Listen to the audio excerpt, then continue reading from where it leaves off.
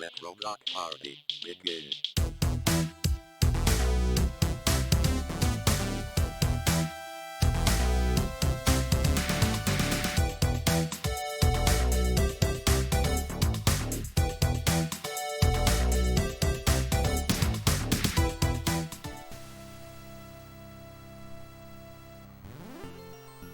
Alright. Ben, you are live. Have fun then. Alrighty, thank you so much. Alrighty, folks. How are we all doing today? I'm going to be with you for the next 2 hours. My name is Vonivon, and I'm actually just going to be getting into this right now. I am going to be speedrunning a couple of games for you here. I'll be speedrunning Neutopia as well as its sequel, Neutopia 2. These are both games for the TurboGrafx 16, and they're not very well known, but hopefully you will get very familiar with them tonight. And I see our resident lore master, my girl Scala Kitty, is here to assist me, which is awesome. So the lore here is that we have the evil wizard Dirth beaming himself down into Neutopia in the middle of the night and absconding with the Princess Aurora, which summons our hero here. His name is Jazeta, and he is going to set out on a quest, being told to him by the old temple mother here, to collect the 8 medallions of the wise men of years past. And once we have those, then we will be able to break the seal to Dirt's evil lair on the North Pole, and we will be able to rescue the princess. So the first thing we do is we pick up some bombs, as well as a vial of medicine. The medicine, we're going to use a few of these throughout the game in very particular spots to make sure that our firepower, no pun intended, is at the appropriate level. And I'll explain a little bit more about that when we get to it. But as far as how this game is arranged, so we're in the overworld right now. There's 4 overworlds in this game that are done in a linear fashion. Right now, I should have picked that up, shoot. Right now we are in the land sphere. Next we will be doing the subterranean sphere. Third is going to be the sea sphere. And then finally we will be in the sky sphere. Each sphere has 2 dungeons, which are referred to as crypts in this game, and at the end of each crypt is one of those medallions that I'm talking about. But what we are doing here is we are picking up arguably the most useful item in the game. This is the fire wand. We will be using this to assault our enemies from great distances, so that they #don't touch me. Also, I'm seeing some extremely lovely people here in chat. Shoutouts to all of you. You are fantastic. Alrighty, so what I'm about to demonstrate here is static enemy movement. So we're just going to go like this, and then like this, and then like that, and just go right through all of them. That is a set pattern. They will always move in that way, at least initially, every time I enter the screen. Yo. Fan club in full force. I am digging this. So, what we're doing here, this is actually pretty interesting. What we're doing here is actually a slight detour. I shouldn't say slight. It's actually a considerable detour. What this guy does is he is going to increase my maximum life. This is important not so much for the safety, but for how the mechanic of the fire wand works. The more life that you have, and there's certain like incremental levels that it gets to, the stronger that it is. And you want to have, there's levels when you have at least 4 full segments of life, another one when you have at least 8, and then a final one when you have at least 12. So we want to stack up some maximum life so that we have great firepower for certain bosses that we're going to be fighting in the latter part of the run. So we're approaching the first crypt here, quote unquote. This is actually going to be the second crypt. In each sphere, like I said, there's 2 crypts, and one of them is going to be more challenging than the other, per se. And you are intended to do the less challenging one first. In every single sphere, we are going to do the more difficult crypt first, and that is because the items either in those crypts or on the way to the crypts are extremely useful, and we want to get them ASAP. So this is actually crypt number 2, technically. Ooh, we got an hourglass there. That freezes all enemies on the screen. However, they can still damage you, so you have to be careful. There was a item that I picked up in the first room where I fought those enemies. It looked like kind of like a gray and black ring. That item is actually rather important for a little bit later in the run, which I will explain the importance of that when we get to it. First, we gotta bust this wall open.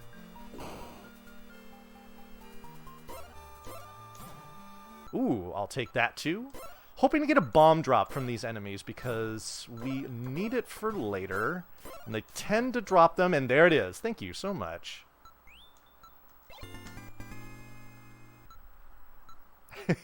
Speaking of thank you, I see we have a $10 donation here from the one, the only, the effervescent Scala Kitty, who says, always gotta go with Jazz Jr. for the name in Neutopia 2. Jazz Jr. is an excellent choice. I'm more of a Jazzy J guy myself, but Jazz Jr. is certainly appropriate.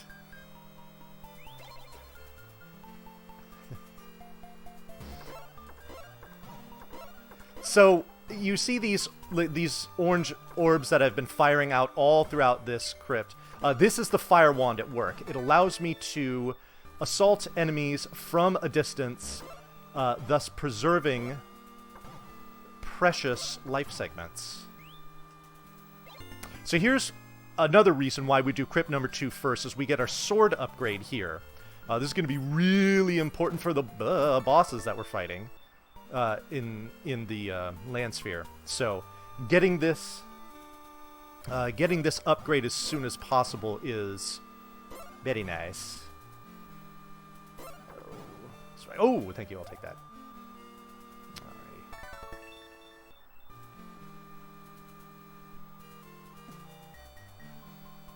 Now, certain enemies, there's not a set damage table for enemies. There are some that take more damage from fire than, relatively speaking, and some that take more damage from the sword, relatively speaking. So knowing exactly which enemies are weak to what makes for destroying them easily a lot better. Oh wow, all the bombs.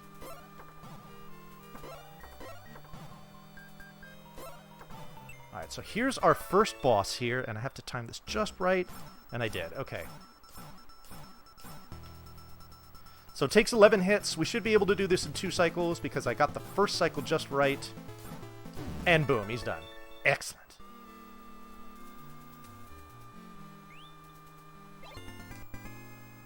Alright, so there's our first medallion. Every time you get a medallion, you get teleported back to the temple. And you also get a refill of life as well as an additional segment of life. So we have it affixed in the temple now. Now we just need to go get the other one.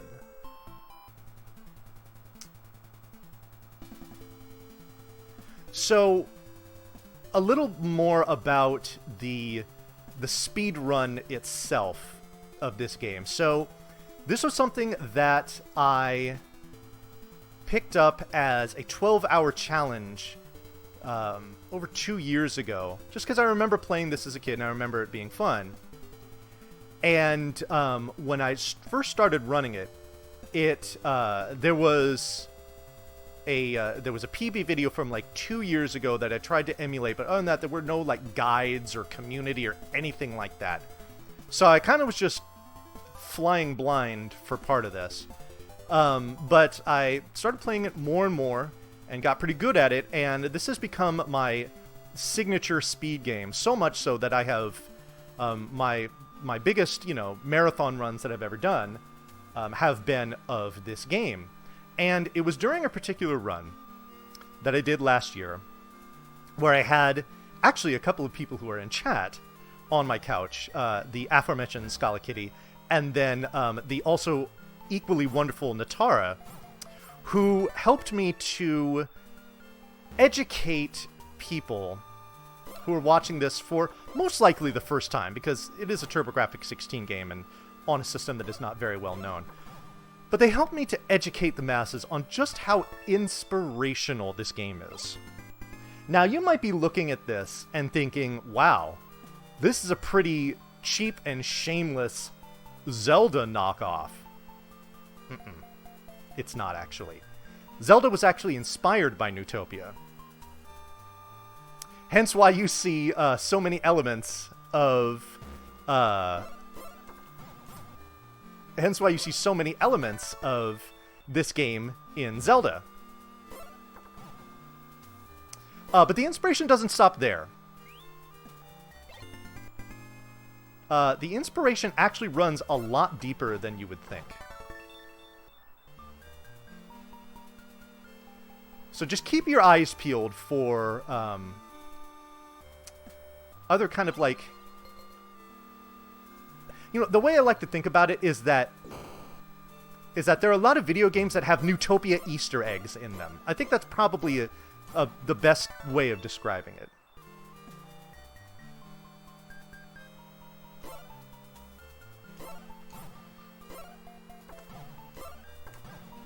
There we go. Alrighty.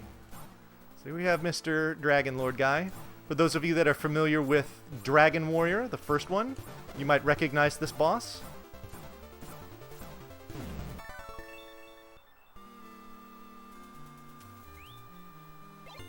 Alright, so there we go. So now we have both medallions in this sphere, which means we are done with it.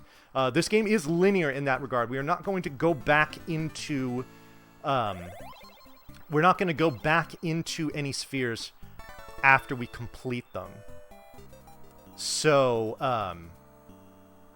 at least not in any percent. You do kind of like a re-dip into the Sky Sphere if you are doing, if you're doing the 100% route. But we're doing any percent here today for Neutopia. But for Neutopia 2, we will be doing the 100% route there. Speaking of Neutopia 2, that's going to be coming up immediately after this, and we actually have a donation incentive for that. We already kind of alluded to it with the generous donation that Scala made, where she suggested a name for the protagonist of Neutopia 2, which, spoiler alert, is actually Jazeta's son. So, the firstborn child of our hero that we are using here. You have up to 6 characters to name him. Please keep it appropriate. But whoever comes in with the highest total aggregate donation during this run, which will cut off right before we confront the final boss, and I'll be sure to give you warning there, then whoever has that highest aggregate donation total will get to name that character whatever they would like. You know, appropriateness notwithstanding, up to 6 characters. So, get those donations in, not just because you'll be able to see that cool name on screen a lot, like every time you obtain an item, most of the time when people talk to you, they will use that name, so you're going to see it plenty, but also because it is raising money for a fantastic cause, which is the ALS Association. And I happen to see that I believe we're just over $400 out of a $500 goal. And considering that this marathon just started like earlier this afternoon or like late morning, I want to say, that's pretty good. We've been doing a really good job here. But I would love to see that goal get met and even passed before I'm done here. That would be phenomenal. So, tell your friends, bring the support, send out the tweets, whatever it is you want to do. Let's raise money for a fantastic cause. Alright, so into Crypt 4 we go. Each crypt is going to introduce... each sphere and the crypts within them are going to introduce new sets of enemies that are going to get progressively more challenging. Like these little purple bugs that move in very, very random patterns, which just underscores the importance of the Fire Wand, because close quarters combat with them is not recommended just because they're so unpredictable. So if you can assault them from a distance, then you're better off. Unfortunately, these jerky ghosts here, you do not have that luxury because they are impervious to damage from your Fire Wand. It just doesn't even affect them at all. So, so you have to get up close and personal with them, unfortunately. And it definitely shows itself in actually in the room that I am about to come in here. This is one of my least favorite rooms in the entire run because you've got these 4 ghosts. They all kind of scoot along the edges. While they disappear, you can't hurt them. It's tough to fight them on their level because they kind of float. Oh no! They kind of float up and down, and they avoid your sword. This is another thing that can happen too. If you get one of those hourglass items while a ghost has disappeared, it will stay that way until the timer wears off, which is about like 20 seconds or so. Unfortunately, I killed that enemy right before... I walked up to that enemy right as I was killing it, and I didn't have time to stop and avoid that hourglass, which I gladly would have done had I had time to react. So, oh well. You just gotta kind of wait. It's the way it goes. So, one thing you might also notice here, we just were in one and we'll see several more, is a lot of rooms that go pitch black. Well, for the most part. There is an item that you can get called the Moonbeam Moss, which will light up these rooms. I have already skipped that item. I could have gotten it on the way to Crypt 4. However, I forewent it because I know all of these dark rooms well enough to negotiate them. Oh, wow. So I keep getting ring drops, which unfortunately past the first one do me no good while I am still holding a ring. You can only hold one at a time. Now, there's going to be a crypt coming up where I will want to use... where I will actually want to use 2 of them in the crypt. So I will want to use it, obtain another one on the way, and then use it again. Alright, so this particular boss here...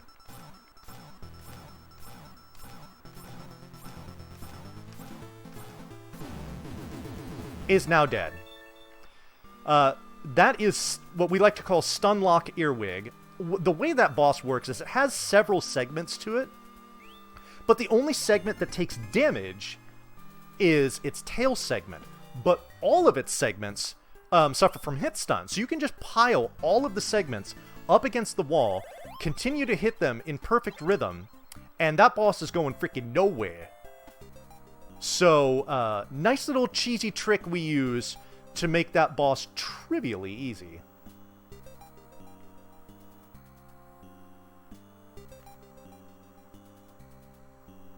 Oh, what? So, to kind of demonstrate what I was talking about with the Fire Wand. So you saw me shooting out all those kind of like little orbs there, but now you see I've got these like columns of fire that are rolling out. That's because I currently have at least 8 full segments of life.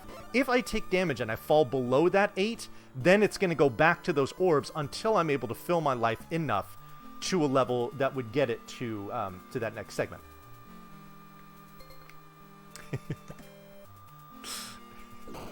Yes. Hashtag things I am saying. Alrighty.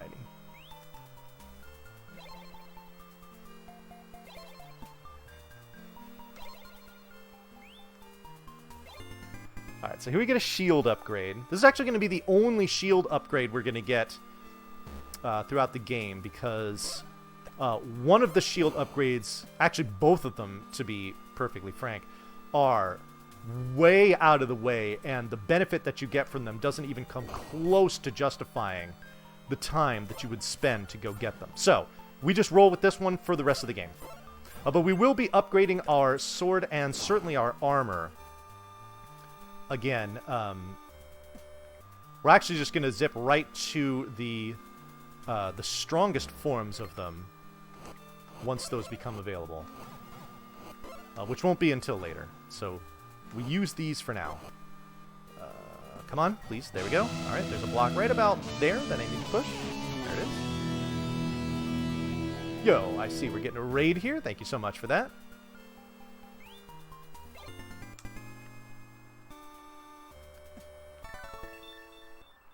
Crumbly Gordon. Awesome.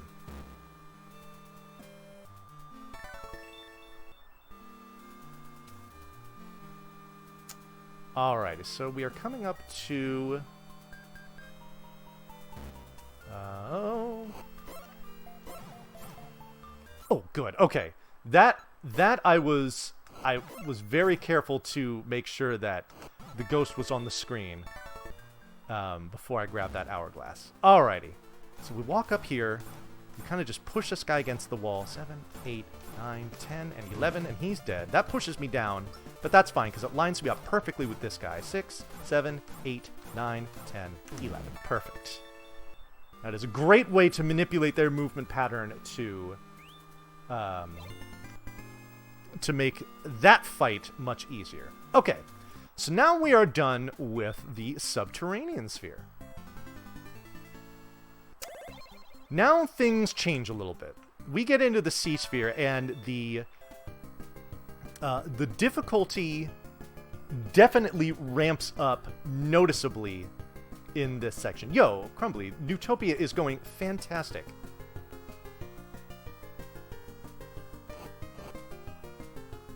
We are doing just fine here. So we take a little pit stop in here to oops, didn't mean to throw fire at you, gentlemen. So sorry about that.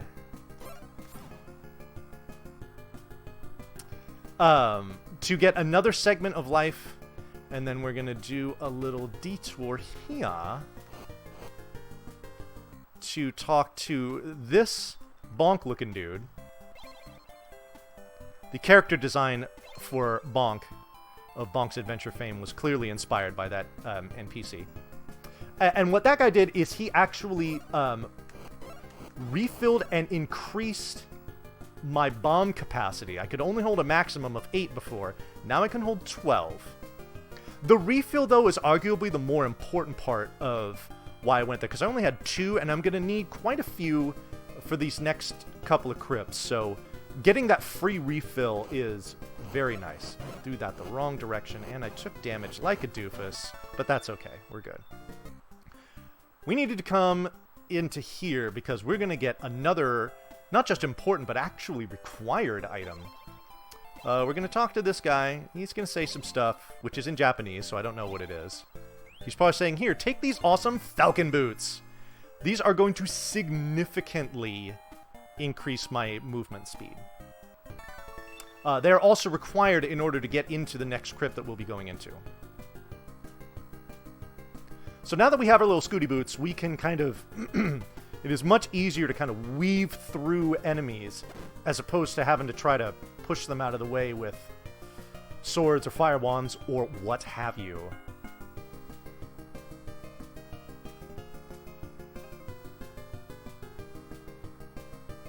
Yeah, the exact tile that I'm entering some of these screens is very calculated because of either movement pattern or just general placement. Oh my goodness, I'm taking a lot of damage here. This is less than desirable. This is arguably the most difficult crypt in the game. Partly because of these jerks. These are wizards that like to shoot fireballs that will unfortunately nullify my fire attacks. Also, we have these, like, I call them zombadillos. They look like little undead armadillos. These are another enemy that can only be affected by your sword. The fire wand is useless against them. And because they do kind of have that that erratic movement, being forced to do close quarters combat with them is not ideal, but it's also necessary. So you just got to do what you got to do. Oh, I didn't mention this before. So in each crypt, I'm picking up a key, like I just did there. Each crypt has one key that is unique to it, and it is required in order to open the door to fight the boss of the crypt. A big key, or a master key, you might say. I wonder where A Link to the Past got the inspiration for an idea like that.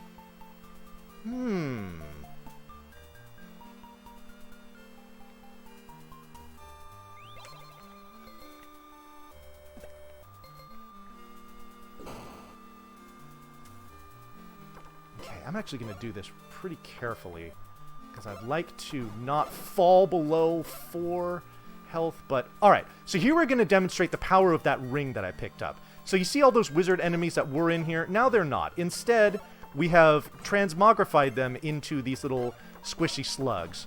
But now there are certain slugs, like that one right there, which is more than just a slug. And in that one, too, they're what we like to refer to as slug homies, because they have dropped the ring that I'm going to need for later on in this crypt. This is the one where I will need 2. I've already used 1, obviously. But the second one is going to be used in, I don't know, maybe about like 7 or 8 rooms or so, to make a room that was even more difficult than the one that I just used this one in. Rather trivial.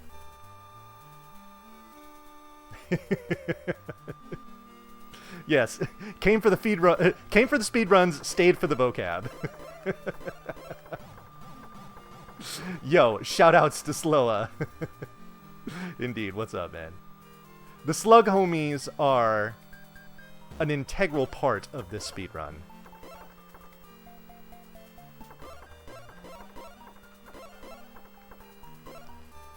Alright, these enemies also move erratically, and you see how they you see when they're moving left to right, how they kind of bob up and down? Yeah, your sword can go under them if they kind of float over it.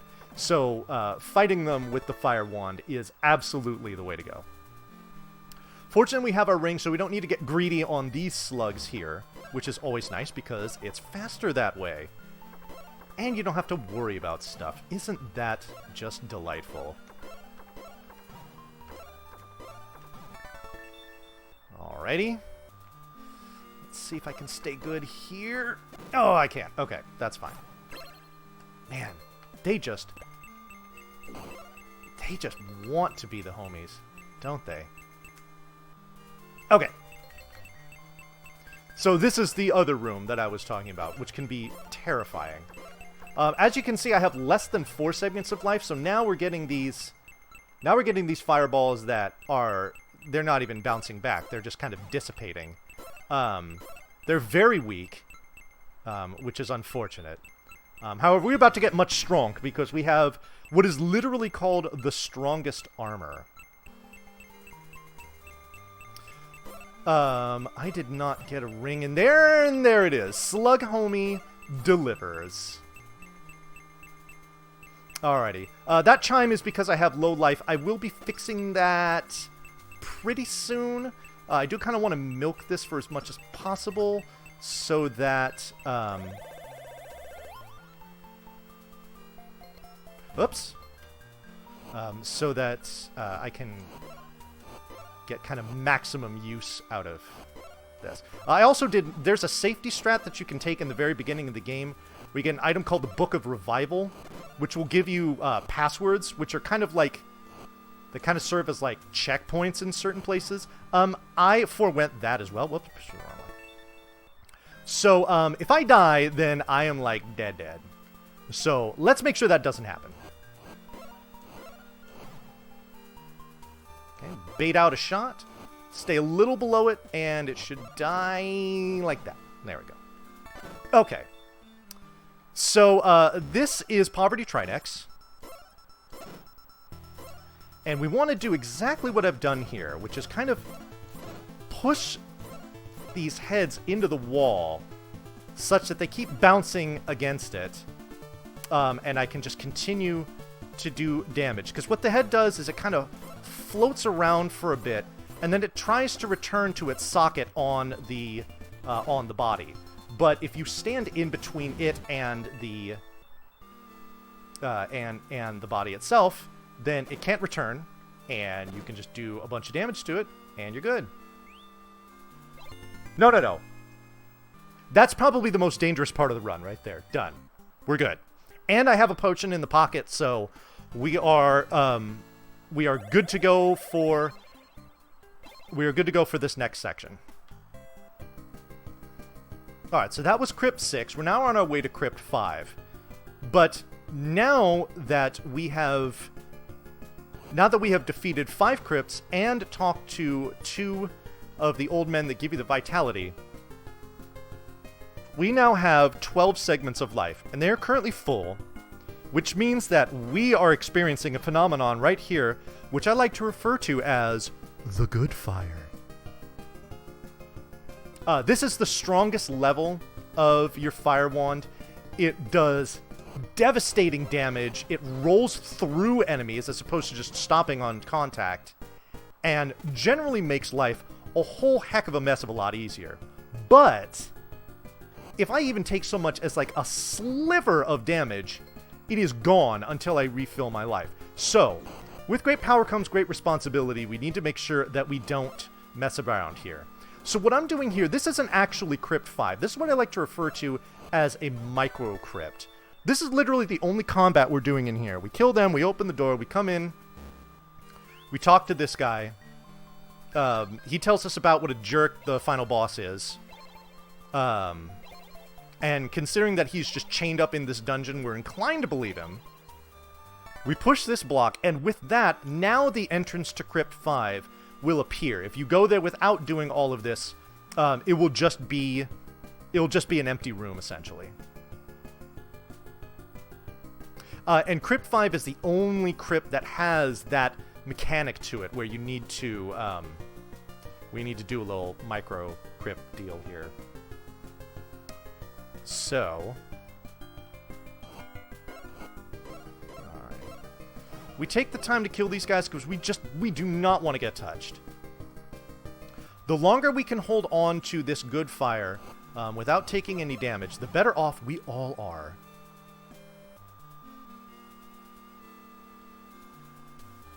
Alrighty.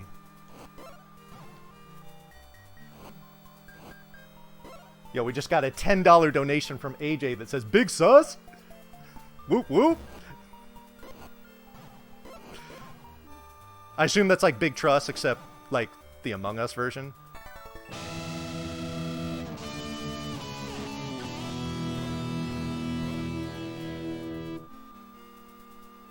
Whew, that was close. Almost got hit right in the side with that arrow.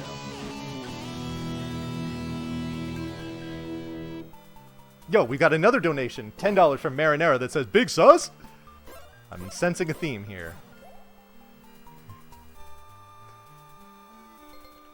I don't know if these are suggested names for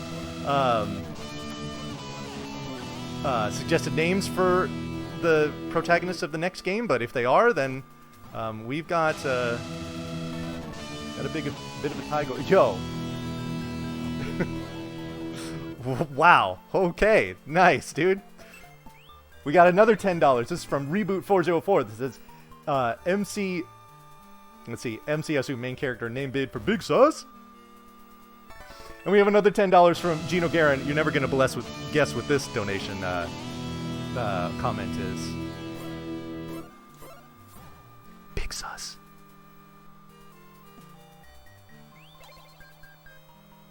Alright, so we have our key.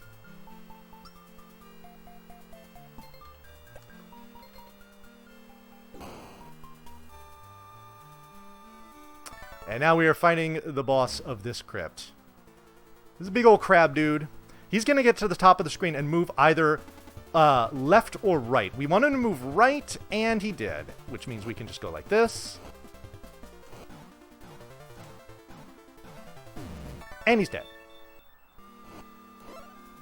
The power of the good fire on full display.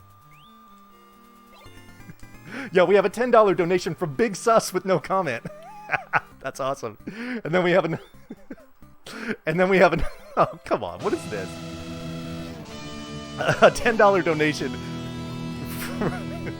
from someone named Streamer Looks with an ellipsis, and the donation comment is Big Sus. Well, fires are big sus, man. Yo, you want to talk about sus, though. The boss of this next crypt coming up. Major susage. So now we're in the Sky Sphere. You know, I can't believe I am over 34 minutes into this. This is a record for me in a marathon run. I've gotten over 34 minutes into a run of Neutopia, and I have not made one mention yet about how this game is absolutely chock full of bangers. The music in this game is outstanding. And it culminates with just a fantastic final boss theme.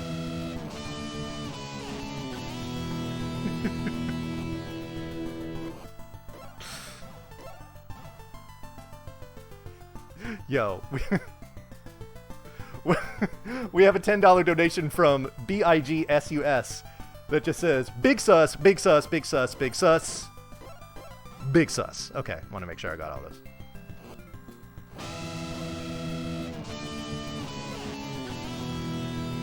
Nice. Take that. Yo, the gift sub. What's up? With the gift sus.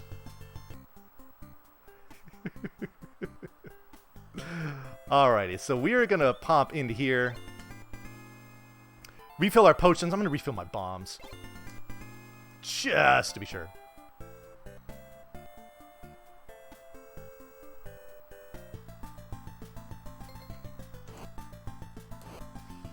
Alrighty.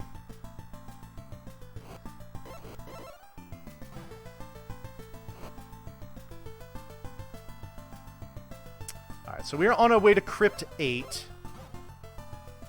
Which is essentially, which was kind of intended to be like the final kind of like crypt of the game.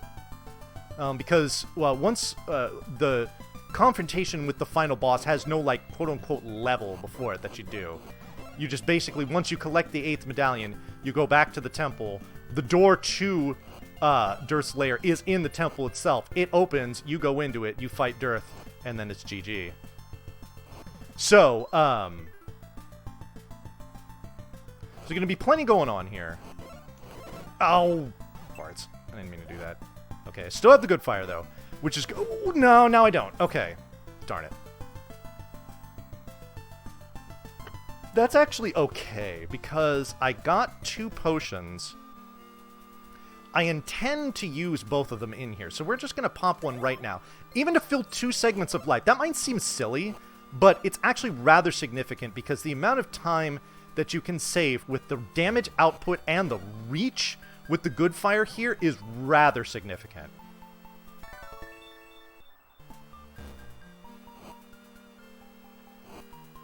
Yeah, I know. drinking that potion when I only needed to fill 2 segments of life. Seems pretty sus to me.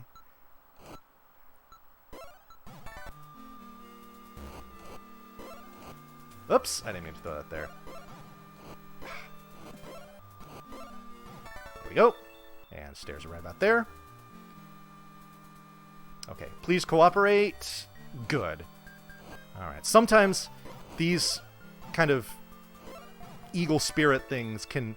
darn it, I didn't mean to do that. They can kind of zip right over to the right as soon as you start, and can make dealing with this not fun. The opposite of fun. Alright. What I have picked up here is an item called the Bell of the Sky. This is basically just going to break the game wide open for the rest of it. What it does is when you ring it, if you are in a room where there are shut doors or hidden staircases that require you to either kill all the enemies in it, push a block, or in some cases both, the Bell of the Sky overrides all of that and forces the doors open.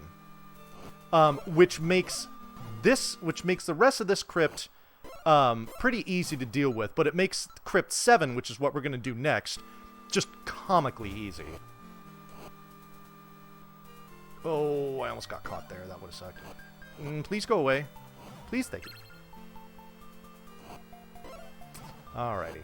We will use one more ring. It's actually going to be in the room right before the boss of this crypt. Please go away. Thank you. Ring that. No, no, no, no. I want to keep the good fire if I can. If I lose it, it's not the end of the world, but it's not ideal by any stretch.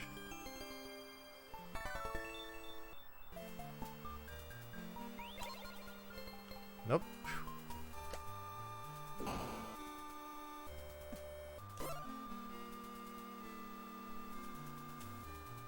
Oh, that was close. Alrighty. Now that skeleton enemy is another example of an enemy that will only take damage from your sword. However, because it moves so radically and because it moves so fast, we don't like dealing with them if we don't have to. Alright, we're gonna throw some fire up here.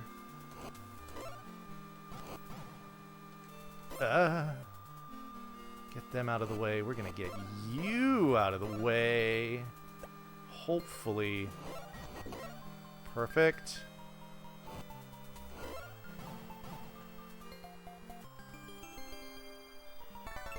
Excellent. Alright, we're gonna turn on the ring. We're gonna use it right in here. Take all these scary enemies, turn them into these like little miserable blob things. Ah, I lost a good fire. That's okay. We keep a potion specifically for this purpose because we're about to fight the boss of here. The boss of this crypt is stupid hard. However, with a nice little cheesy strat that we can use with the good fire, it makes it very easy to deal with. And we do it just like this. Wait for a second, throw another one, move over a tile, keep throwing, keep throwing, keep throwing, keep throwing, keep throwing, keep throwing, and he's dead. Brilliant.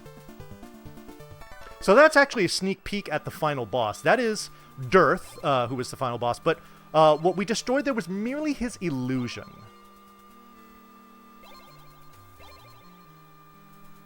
We still need to fight the evil wizard himself. Which we will be doing in just about, I don't know, like 6 or so minutes?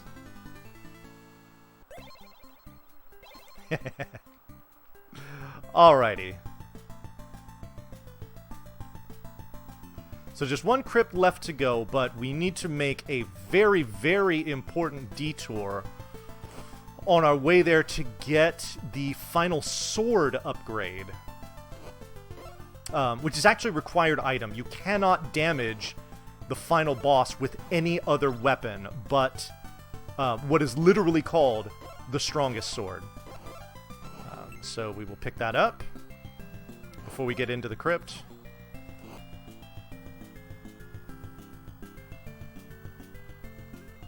By the way, the naming donation incentive is going to be cut off right after I finish this next crypt. So if you feel very strongly about what you'd like to name the main character of Neutopia 2, you might want to get your money in here quickly, and you might want to get it in here in large quantities as well, because as it stands, I'm thinking I'm going to be naming him Big Sus. Because we've had, let's see here, 1, 2, 3, 4, 5, 6, 7. 7 people calling for Big Sus at $10 a piece. You know, I just thought about that. That actually gets us pretty close to our goal, doesn't it?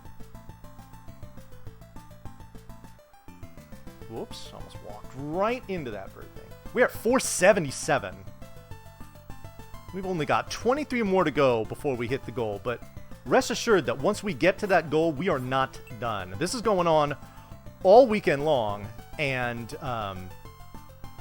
we're really just getting started. So, don't be shy if you want to get money in, even if it's not for the donation incentive. If you feel like just donating to the very worthy cause that is the ALS Association, by all means. I'm sure there is a donate command that you can type into chat that will get you there. Oops, I didn't mean to switch this, actually. That's fine.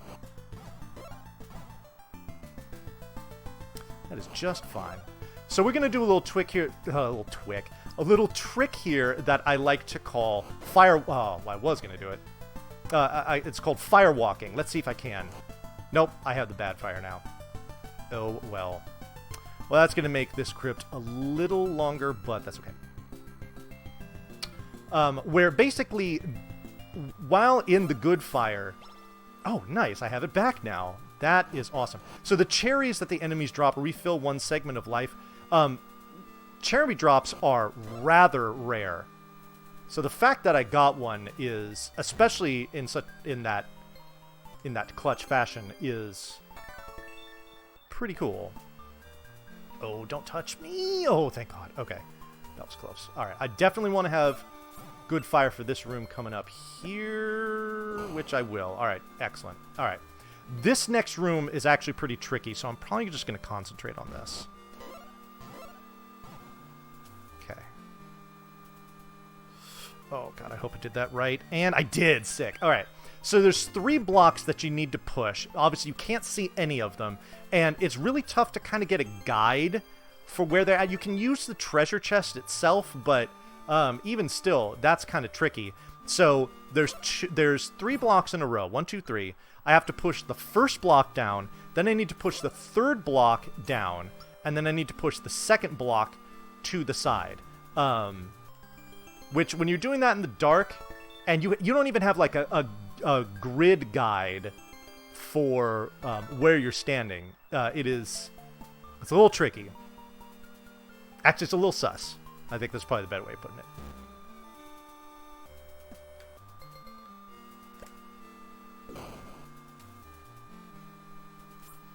Okay. Here we have to do a little pusharoo, but this one isn't nearly as complicated.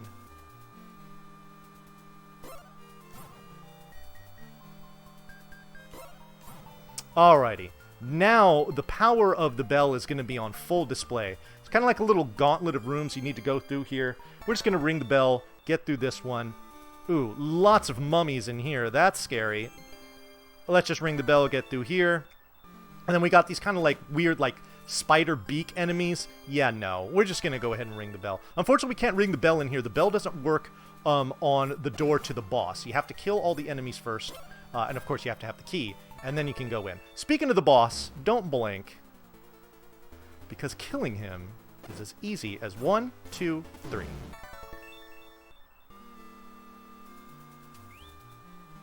Alrighty, 8th medallion get. That is going to officially cut off our naming of the hero for the next game. And folks, we are going with Big Sus. All in capital letters, of course. Alrighty, so door opens. We just walk through this hall, walk into this teleporter, and boom. Here we go.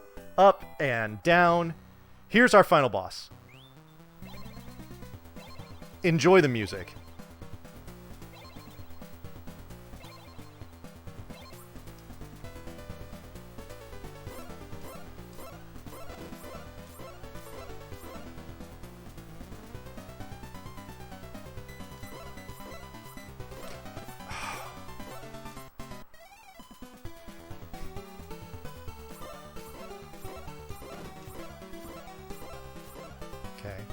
Top cycles are looking good.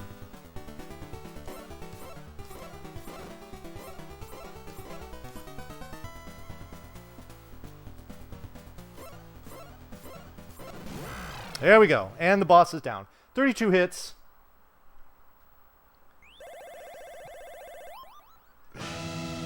Here's our Princess Aurora. She says, "Thank you for rescuing me.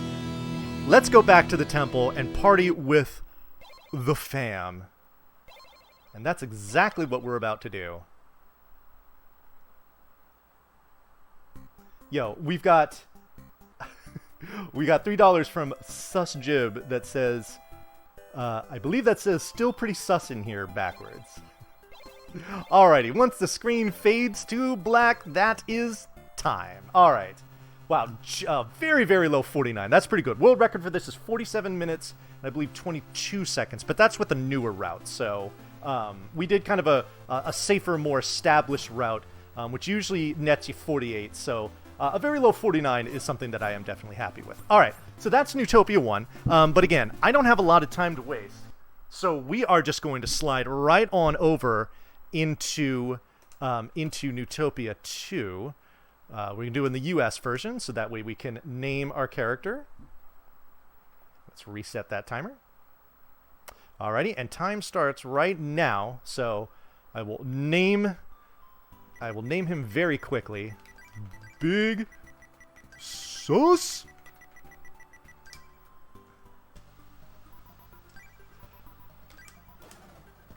Alright. So here's your lore for this one. That's actually Jazeta, who was the boss, or I'm sorry, the main character of the first game that we played. And now we refer to him very affectionately as Jazz Jr., because this is the son of Jazeta, who obviously you name. So we don't have an established name for this guy. So we just call him Jazz Jr. If you skip the naming of him in the US version, if you just basically press end without putting any characters there in his name, it defaults his name to Hudson, which is a reference to Hudson Soft, which was the software developer of a lot of the kind of in-house TurboGrafx 16 games. So this starts out almost exactly like the first one. We talk to an old man right off the bat. He gives us 4 bombs and a vial of medicine. Now the differences really kick in. Namely in that... oh, yes. Okay, good. All right. So I've got a manip here, which is excellent news. Because we need money, especially in the early part of the game. Don't touch me, please. Thank you. Appreciate that. Okay, please, let's do this right.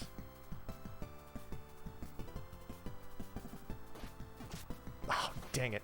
I didn't get it. Okay, that's all right. I got the first half of it, which is $100. And there's another 50. All right, cool.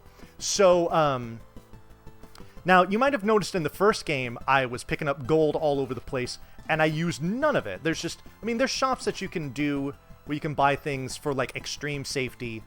We don't really worry about that too much. However, in this game, buying things... Oh, nice, I got a bomb drop there. That's pretty good. Buying things, specifically a weapon that we get in the early game, is crucial to the run, not only making it safer, but saving a boatload of time. And we need 300 gold to get it. I now have 210, which at this juncture is a huge amount to already have. These guys can drop gold coins, which is 50, so I'm just going to take a second to kill them. No bueno. All right. But we're looking great. I did a practice run of this last night where I got absolutely dismal RNG, and I was not able to buy the weapon in time, which adds like minutes onto the run. It's no joke. So this guy here in the pink toga, he is going to increase my maximum life segments, and the ones that I'm going to encounter in the blue togas are going to increase my bomb capacity. And we're going to be meeting all of them because I'm doing the 100% category of this run, which means that I will get all life upgrades, all bomb upgrades, all permanent items, and all of the individual sword, shield, and armor upgrades. One thing I'm about to demonstrate right here is damage boosting. It's comical in this game. How far it sends you is just ridiculous. But we use that to our advantage because you always boost in the direction opposite what you're facing, no matter what hits you or from what direction.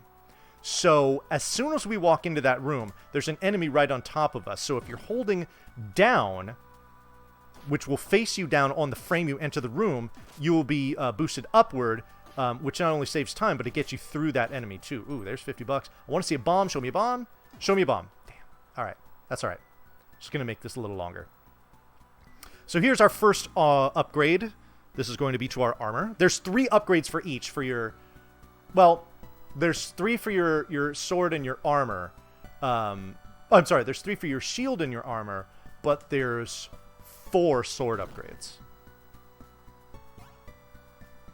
Alrighty. I'm actually just going to kill this guy, because I want him to drop... I wanted him to drop an item. It's a blue set of wings. We're going to use those for teleportation several times throughout this run to save a whole bunch of time. But, of course, they have to drop them in order for me to get them and use them. So, we hope that the game cooperates. At the task level, you can manipulate drops. But doing so RTA is... I mean, we haven't discovered a way yet to make that even remotely viable, save for the very beginning screen where you try to enter it on a specific pixel and then kill the first blob you encounter, and we can get it to consistently drop that $100 money back. Oh, I got a bomb drop. That's really good. We're going to need a bunch of bombs throughout this entire run. Oh, another one. Nice. In fact, there's one crypt that we're going to get to where throughout the entirety of the crypt, we will need to use 17 bombs. That's a lot of bombs, folks. Oh, I already have my $300. This is glorious. Oh, and I have wings. All right. So this is really interesting. So, if you get 300 gold and wings before the end of the first crypt, what you're quote-unquote supposed to do is use the wings right after you get out of this crypt, and it warps you to the beginning, and it saves you about 20 or so seconds. But I don't think we're going to be doing that, and I'll explain why after this. So this is the first boss. This is Mecha Worm. Mecha Worm is going to pop out in random places and is going to have random trajectories, excuse me. So it can pop out right underneath you, right into you. You never know. So just like that. It's the second time it's done it. So you kind of just have to deal with it. Oh my goodness. Also, one of the fun things about the bosses in this game, as opposed to the other one, is they talk trash to you when you first enter the room. And they usually will say something in defeat as well. So it gives them a little personality, which is cool. Alright, so we have the Chalice of Agony. We're going to use this a couple of times throughout the run. So anyway, like I said before, normally I would use wings, like if I was doing a world record attempt, I would use the wings right there because I have everything I need going into the first town, which is where you buy, which is where you buy the weapon that we need. However, it is way more important to have wings coming out of the second crypt. All right, now I'm set. Coming out of the second crypt than it is the first. So for that reason, just so I don't like jinx myself and make things more difficult than they need to be in a marathon run, I'm going to forego using the wings just to guarantee that I will have them for the end of the second crypt. So, kind of a little, you know, short-term loss, long-term gain kind of strategy going on there.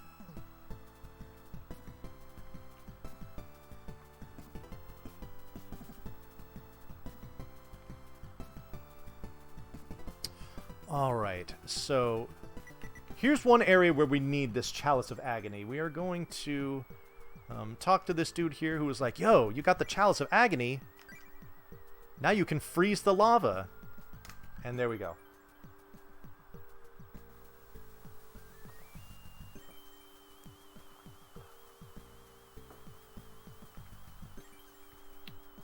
With the lava frozen, we can now walk across it safely and on to the next section of the game. So this game is not like the first Neutopia, actually in several ways, which are somewhat nuanced if you're not familiar with the game. One of them that you might notice is that I'm walking diagonally, which you could not do in the first one. All right, here's why we collected all that gold. We talked to this jolly fat man here, who's going to sell us a boomerang. Now, you might think, hey, this is just some, you know, traditional, you know, hunting weapon. No, no, no. No. This boomerang is meant for vicious, vicious murder. And we will use it for such extensively. Also, I talked to this purple robe dude here because what he does is he kind of serves as like a checkpoint. When I use my wings, or if heaven forbid I die, I am going to get teleported back to the last purple robe dude that I talked to. So we're going to talk to several of them throughout the game so that we can teleport to places that we need to go with our wings. All right, we kill these 2 flies, open this up. And we get a returning favorite here from the first game. He is going to give us in this game it's called the Fire Staff. The Fire Staff is not nearly as useful as it is in the first one. Part of that just because the damage is scaled down in it, that's just the way it is. But then also because the boomerang is just so effective. It covers pretty much the same distance as the fire does. And just does just crazy amounts of damage. So, we go with this.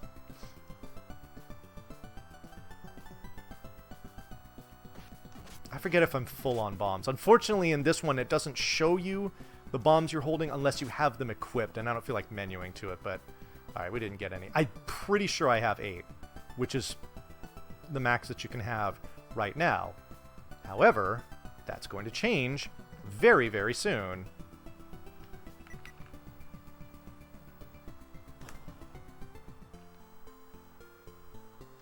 Because we talked to this purple robe dude who is an expert on power, and what it means by power is you have more powerful bombs.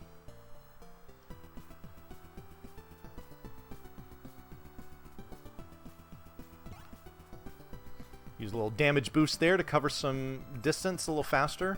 Also, the damage boost here serves an additional purpose, as does the one that I'm going to do right here, in that I'm now reduced to 6 life, which is going to downgrade the fire that comes out of the wand. It's the same principle as the first Neutopia, but the lower level of fire moves faster and is a lot easier to control.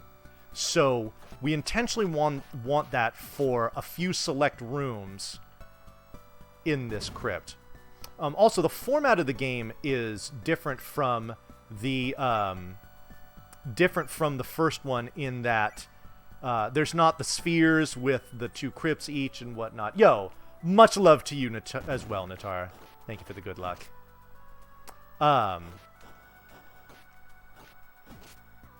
Yeah, this game is a little more linear in that regard.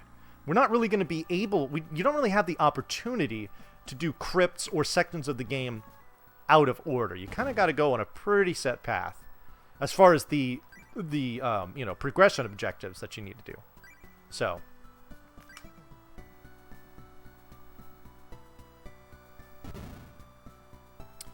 alrighty. So anyway, differences between this game, not just in gameplay, but in the speedrun. Kind of mentioned one there. You know, this game is a little more linear. Doesn't really give you the opportunity to be creative with your routing as much as the first one. Also, you can walk diagonally. You can also, and you can see as I'm doing this here, in this one, you can actually stab and move at the same time. Which is, or throw fire like this, whatnot, which is something that you could not do in the first one. So it makes combat more fluid, but it also makes it more precise as far as going for speed goes. This game also has a more varied arsenal of weapons. Like, you have the boomerang. There's actually 3 different staffs here. There's going to be fire, we'll get the wind staff, and then finally the thunder staff. The fire staff is useful in spots. The wind staff is kind of useful in one very specific instance if we need it. And the thunder staff is just hot garbage. We will never use it. However, we do have to collect it in order to satisfy the 100% condition for this run category.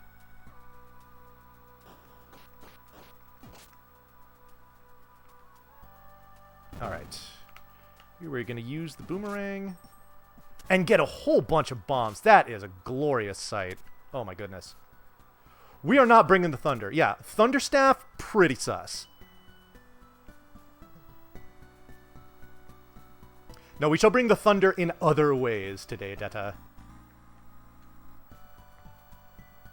Actually, you know what I'd love to see the thunder brought? In the donation tracker.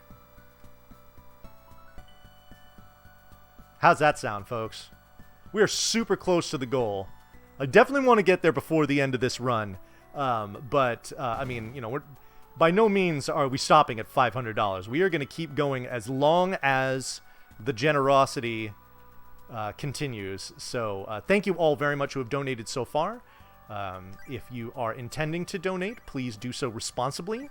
And just know that it is going to a great cause and is very much appreciated. All right, so... Okay. All right, so here's something interesting about the boomerang. Now, I will assume that we all know how a boomerang works. You throw it, it flies out, and then it comes back to you. If it flies by you and you don't catch it, it's gone. And you don't replace it unless you buy another one. Ooh, I came really close to losing it there, actually. Alright, so these moths are kind of a pain when they do this. They can only be damaged when they kind of land and their butts light up. Like so. There we go.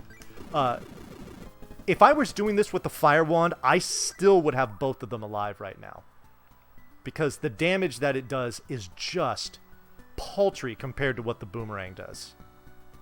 Oh, let's turn on the wings. We now have the Manipula Herb. We're going to be using this very soon.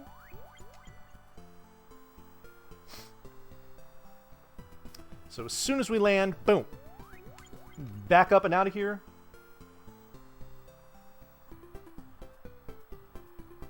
And we come back to this guy, which is in the town that we were just in, which is good because where we use the Manipula Herb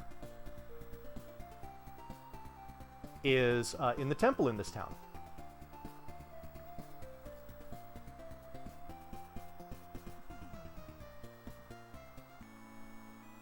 In fact, we need to make sure we have it equipped.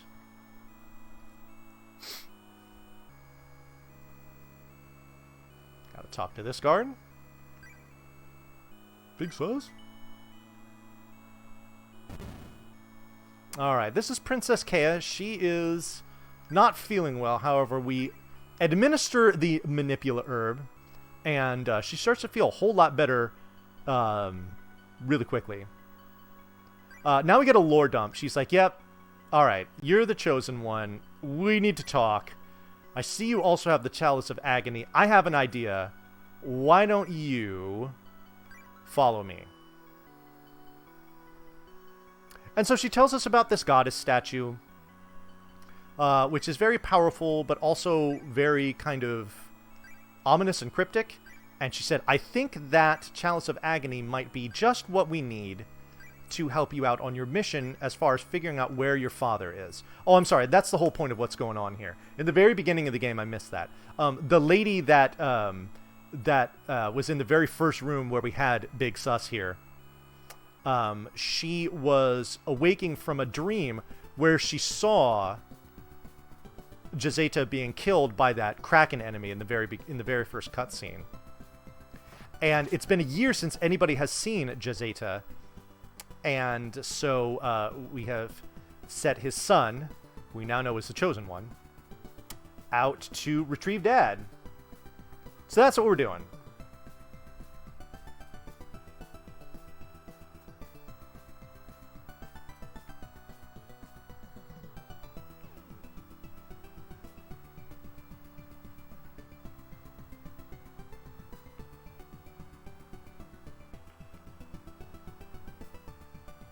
Alrighty, so we are on our way to the next crypt now. But we have a very special place that we go through before we get there, which I will be sure to point out to you folks once we get to it.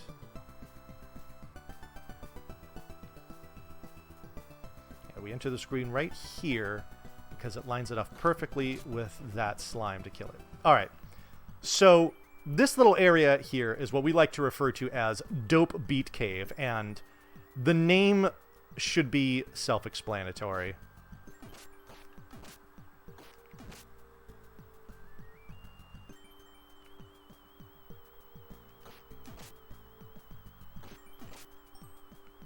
Nice. That should fill me up on bombs. I need lots of bombs for these next 2 crypts, so having a full complement is rather important.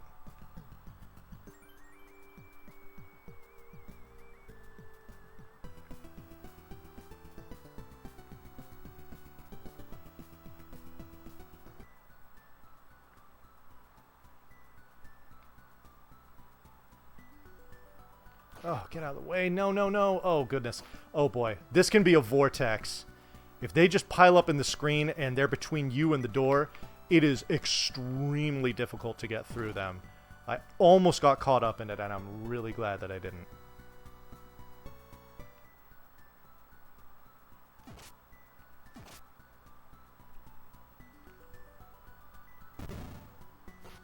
Alrighty, so you might, if you watch the first run, you might notice these wizard enemies look familiar.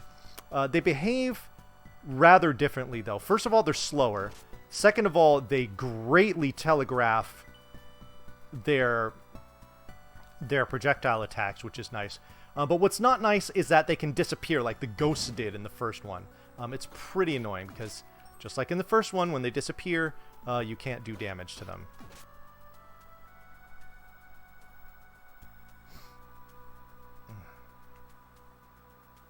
Alrighty, we are going to try to kill maybe 1 or 2 of these because they can drop wings. Ah, sweet. Alright, good, we're set. You have a decent number of chances to get them in Crypt 4, which is after which is where you would use them. But the fact that I already have them now and I don't need to worry about it is ideal.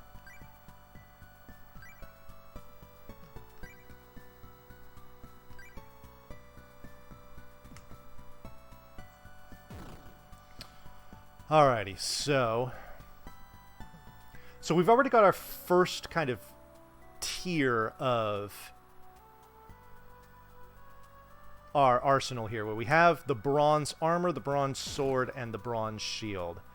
This is going to be our second tier of items here. We've got the silver shield first. This upgrade is actually rather nice. It will block arrows.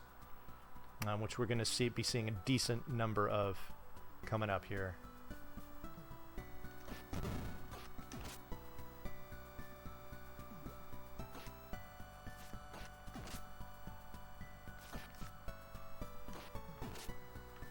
No, I didn't need that, but force of habit, I guess. Oh, shoot. It sure is, Damashi. You understand what's going on here. Why am I boosting into these guys? I don't need to be doing that. We'll go ahead and kill them just in case bomb drop. Oh, beautiful. It is not common for skeletons to drop bombs. I got lucky there, and I will fully and freely admit it. So we got to walk all the way into this spiral here. Get the key. This mechanic is the exact same in the first one. Each crypt has a key that is unique to it that you need to pick up in order to be granted access to the boss's lair.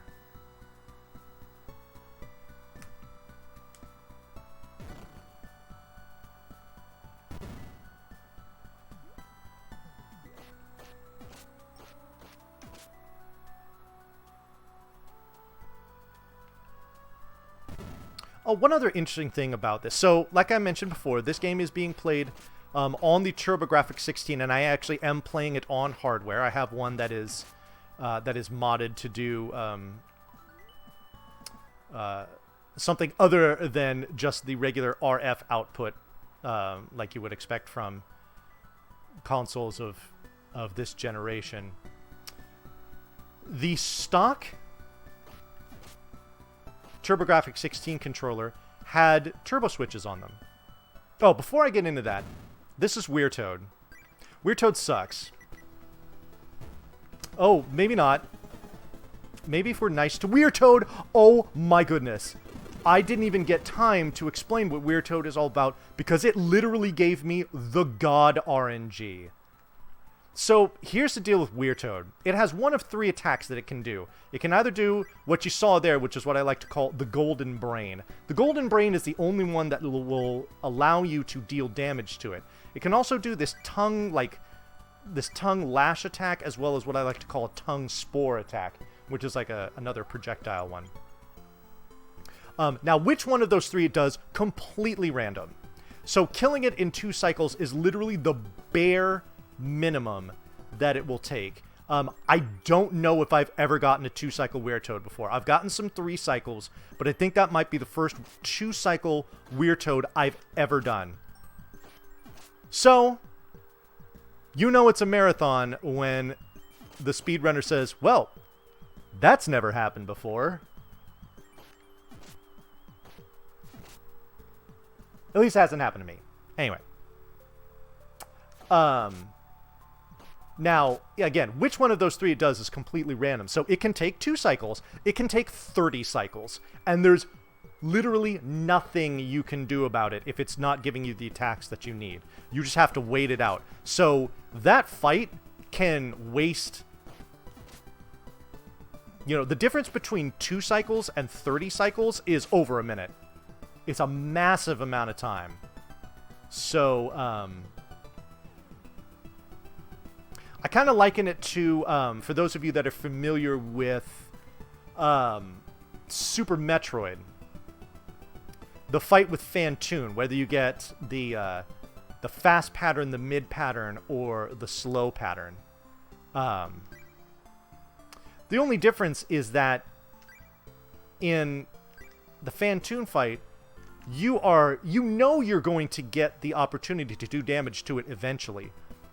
Theoretically, the RNG on that could be such that it gives you like 400 attacks in a row without the Golden Brain, and you're literally just sitting there for like 10 minutes. I think the worst I've had was like, it was like low 30s. Just absolutely horrendous RNG. Luckily, my RNG there could not have been any better. I know I'm just going to completely screw myself when I say this, but the RNG that I've gotten in this run so far has been great.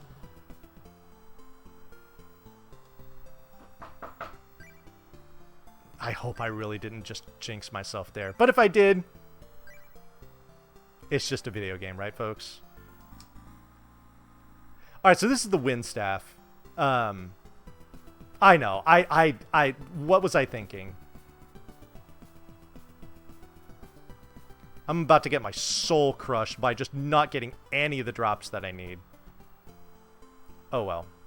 Alright, so we take a little detour in here to shove this grandfather clock out of the way and pick up the Moonbeam Moss. This is actually, believe it or not, this is actually a returning item from the first one. You didn't see me get it in the first one because I didn't need it. And I don't need it in this one either, to be perfectly honest. However, because we are doing the 100% category, which requires you to get all permanent items, that needs to be picked up in order to satisfy the category condition.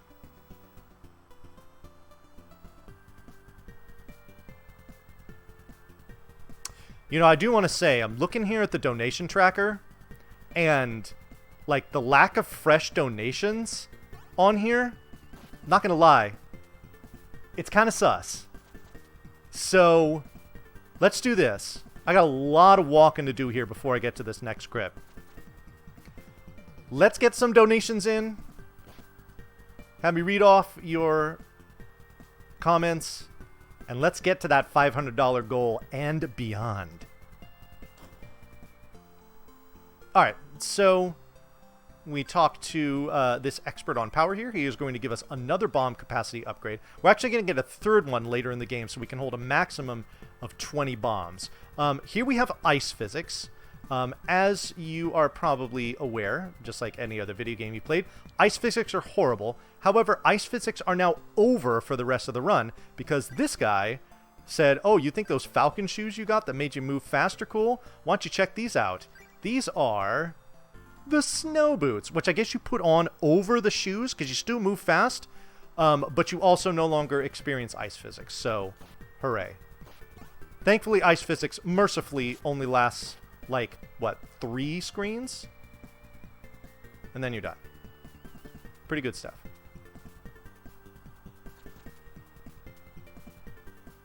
Oh boy. He normally does not jump down in front of me. Please get out of my way. Thank you. Alrighty. That's right. I already have my wings for this crypt. Such a nice relief. Okay, don't jump in my way. Super rude. Whatever. Oh, come on. Oh, I didn't talk about the item. God, I didn't even mention it at all in the first one, but I didn't talk about it when I picked it up here. So I picked up an item at the end of the last crypt called the Rainbow Drop. What that does is it will allow me to automatically place that little kind of flowy rainbow bridge under one tile wide gaps, whether it be, you know, water, a moat, whatever it is, so that I can traverse them effectively. Alright, so here's our second sword upgrade. This is actually pretty significant. The damage increase with this is noteworthy, so we're always happy to pick this up.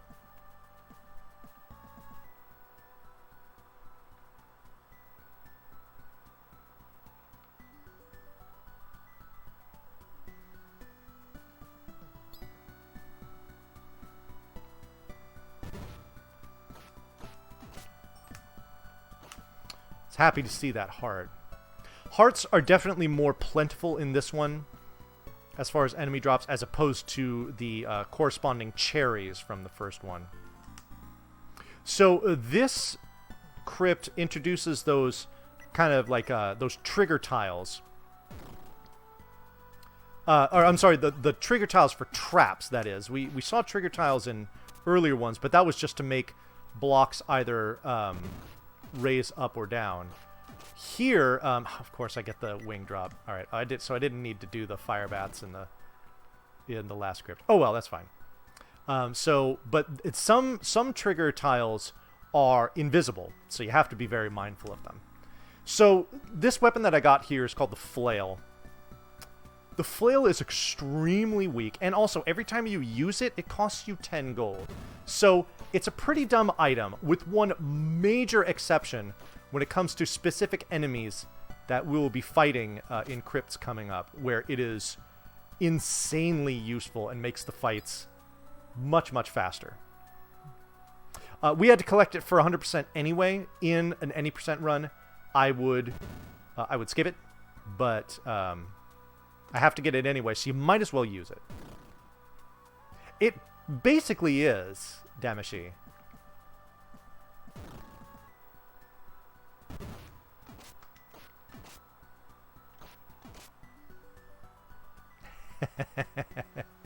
Yo, Detta donates $10 and says, "This is a cute Zelda clone." I'm going to read your donation comment as you wrote it, because that's what you put. However, Zelda is a cute Neutopia clone. That's really how that works. But thank you for the donation, Detta. That just gets us even closer. Alright, so one big difference between this game as opposed to the first one when it comes to fighting the bosses is that in this game, there's tons of RNG with the bosses, with a couple of exceptions here. This is one of them. So this is Roboid. We can manipulate all of its movements and attacks by standing in certain places. So we're going to bait out 5 punches this time. There's 4. And there's the 5th.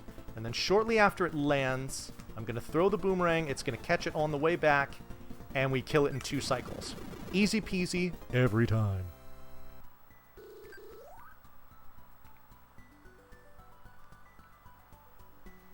All right. So now we have the aqua lung. This is going to allow us to breathe underwater. We have one rather brief underwater section that we're going to go through. But we obviously need it for that. Oh, and we have our wings too. So we're going to zip out of here, save ourselves about 1.5 minutes by doing this, as opposed to not having the wings. So I'm really glad I had those. Alright, so now that we have the aqua lung, we can go underwater here. Unfortunately, you're only underwater for a short amount of time because the underwater theme is really cool.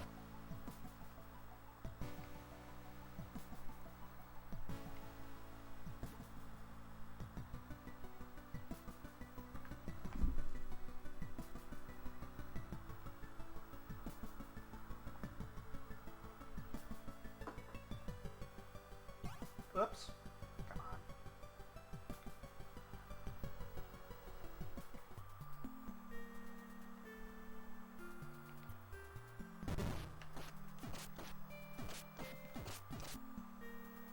Push it, please. Thank you.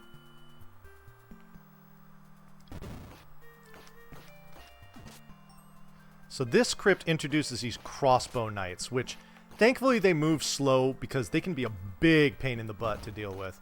It also introduces these water droplet enemies. We're going to be seeing plenty of these guys for the rest of the run. Please die. That'd be cool. Might as well take that money. I shouldn't need a lot of money for the rest of the run.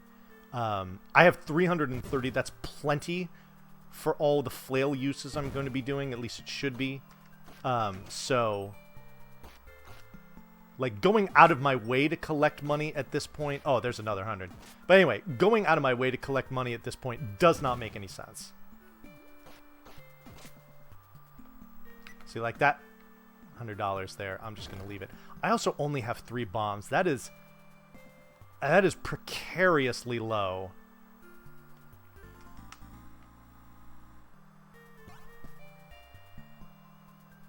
Now might be one of those times where... I'm going to regret saying I was getting great RNG. Because I haven't gotten a bomb drop since. Never mind, I just got one there. Sweet. Alright. That buys me some time.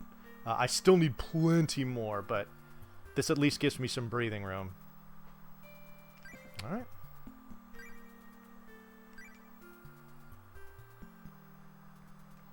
So we take a little detour here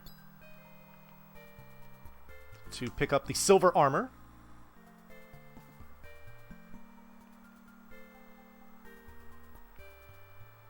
And then we head back the way we came.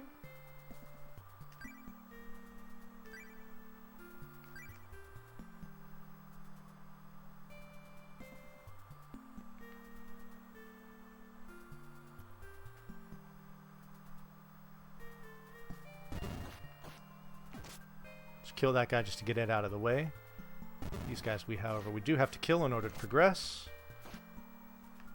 For the most part, you can manipulate the jumps and the movement of these little blue water blobs.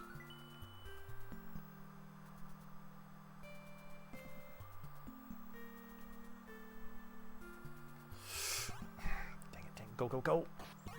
Oh, no, no, no, no. This is another place where you can get caught in a wash easily. Oh, and you can get caught in some lag, too. Thankfully, that's done. Alrighty.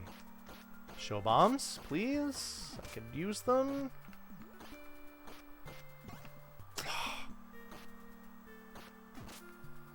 Darn it. Okay, that's fine.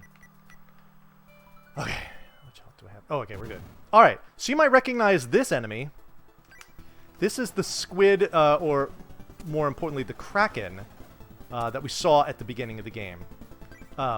This actually is normally a very tricky boss. However, guess what? We've got the boomerang, and it just makes extremely short work of it.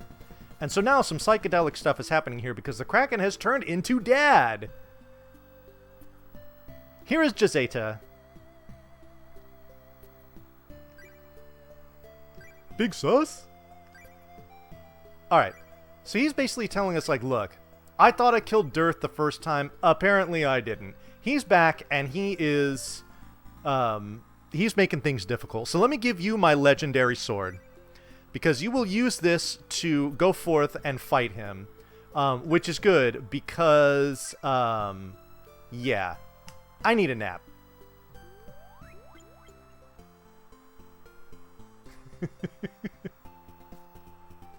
Yes, exactly.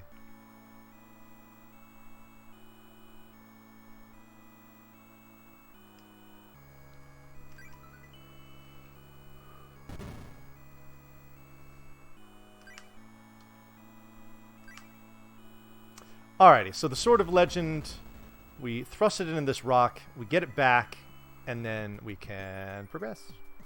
Hooray!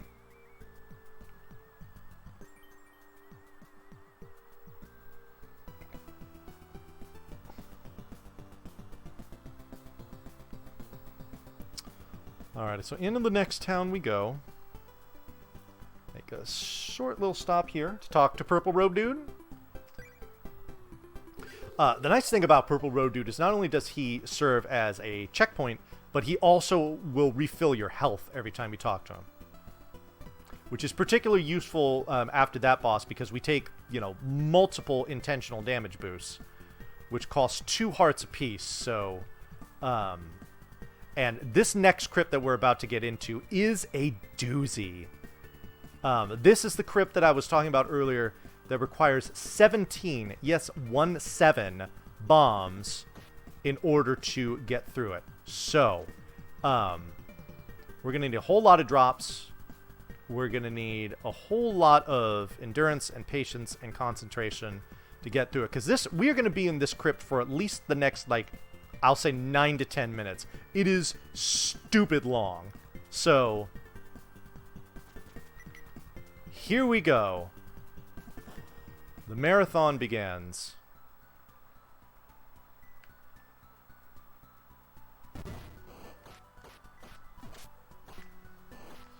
Oh boy.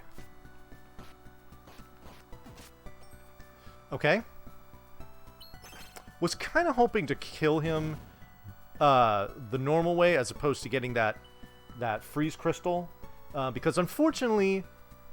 The freeze crystal, when you pick it up, will automatically kill all enemies on the screen immediately. Unfortunately, those killed enemies will never drop anything.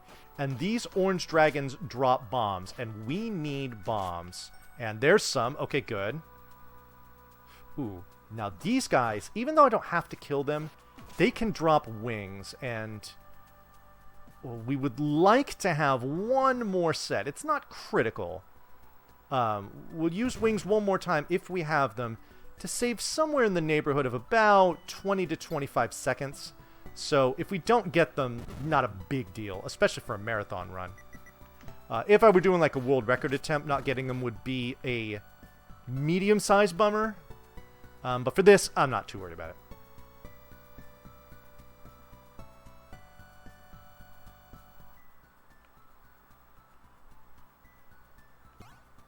Shoot. And sliding right into that, unfortunately.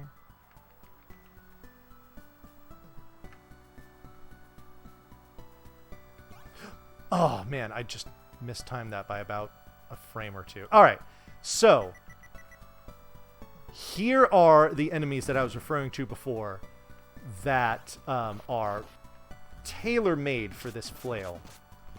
So, did I get it? Okay, good. So what happens, these Cloud have 3 stages. They have their large, their medium, and their small sizes.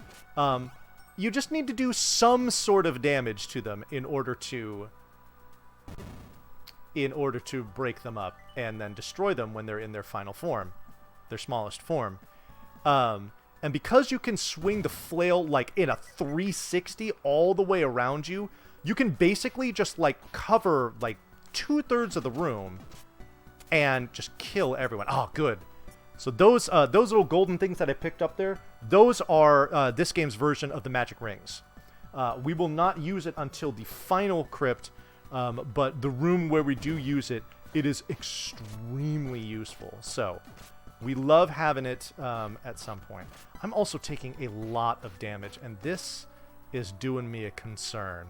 There is a safety potion I can pick up. It's only about like a 20 or so second detour, but I'd like to avoid it if I possibly can. We'll see. As you can see, I'm just using bomb after bomb after bomb. This is basically the entire crypt. It's broken up into 5 floors. We are about to finish the second one here.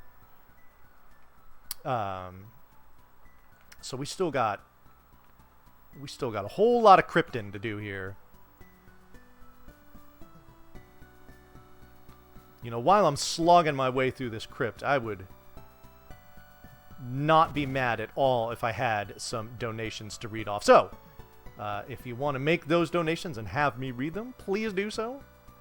We are raising money for the ALS Association.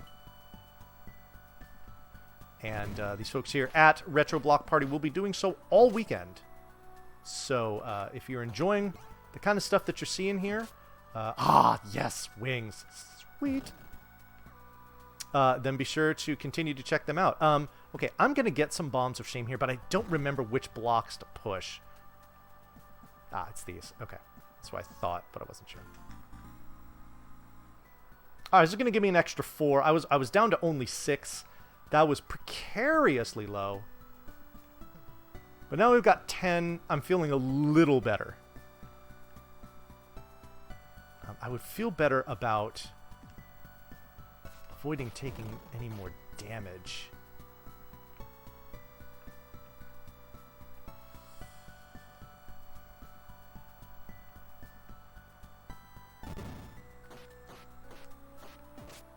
Oh, sweet. There's a bomb drop.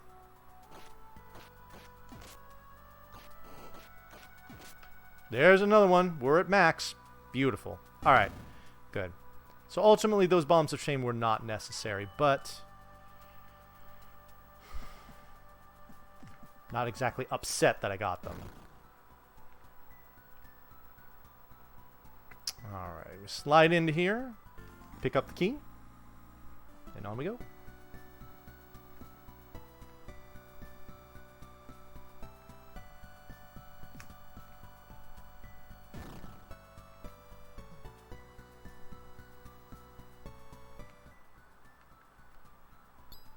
Oh, come on. Oops, that's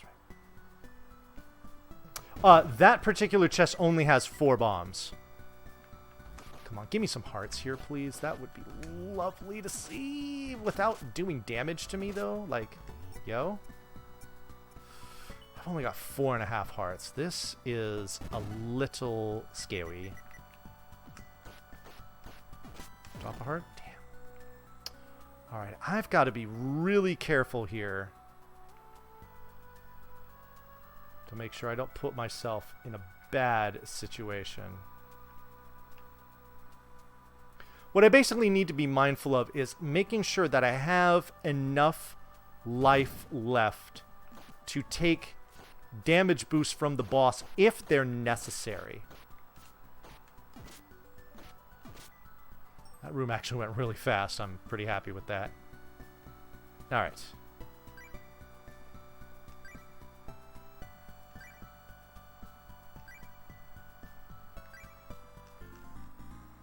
Now we have the Flute of Murdoch.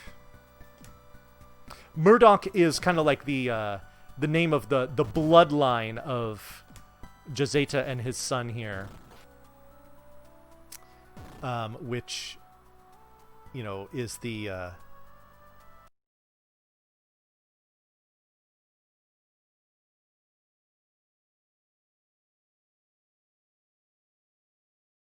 is kind of like the basis for them being the chosen one. So this is our first piece of gold equipment. We get the gold shield first. We're going to get the golden sword once we're done with this crypt. Shortly after, I should say. And then in the crypt after this, the next full crypt after this, we will get the golden armor. All 3 of those items are required in order to enter the final floor of the final crypt. So they are required even in casual play. Okay, good. Got my bomb drop.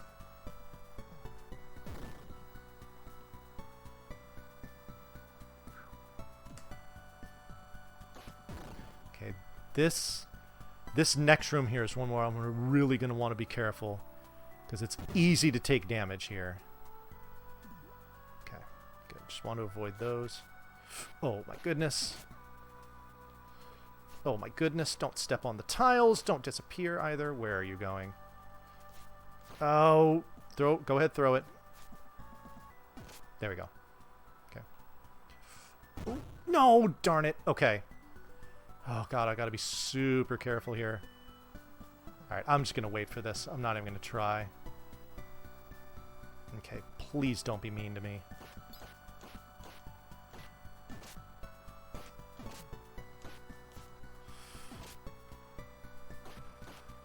Oh, crap. Okay.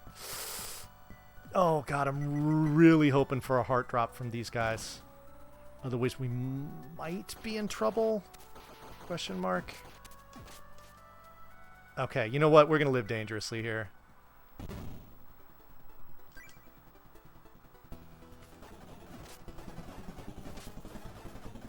Okay, I think we're good. Perfect. All right, we're set. That is the power of the boomerang. You basically just sit to the left Medusa's ear, assault her non-stop with it, and usually after 3 throws she's done, but it can take 2 like it did there, so I actually got pretty lucky. So we get the Bell of Heaven here, which is essentially like the Bell of the Sky from the first one. We also get the Sun Flame, which is going to be necessary to merge that along with the legendary sword that Daddy Dearest gave us in order to give us... it's called this. I believe it's called the Sun Sword, but for all intents and purposes, excuse me, it is the golden sword to go along with the golden shield and armor. Alright, so now we use that Flute of Murdoch. It is going to awaken the Ice Golem, who's going to tell us all about that big meanie Dearth who trapped him in there. And he's going to give us this yellow medallion. Now we're going to need to collect 4 medallions in order to open the way to the final crypt. So we've got 1. We're going to do 2 very small or very brief crypts, which are basically just boss fights, basically. And those are going to net us our next 2 medallions. And then there will be 1,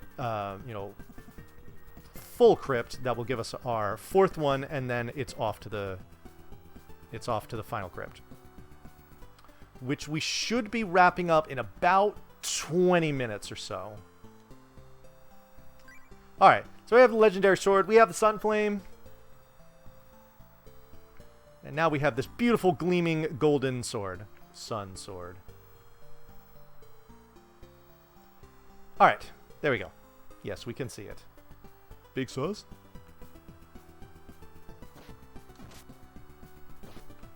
Oh, come on. Alrighty, so we have to kill these guys to open up this staircase. And this guy's going to give us the light... I'm sorry, it's the lightning staff, not the thunder staff.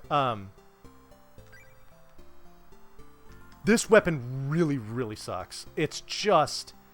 It's really erratic. It doesn't do a lot of damage. It's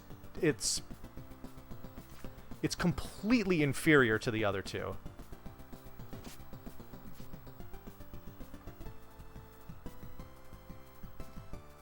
It has no use in the speedrun, certainly. But I think most people that, if they did discover it, once they use it, they were just like, alright, never mind.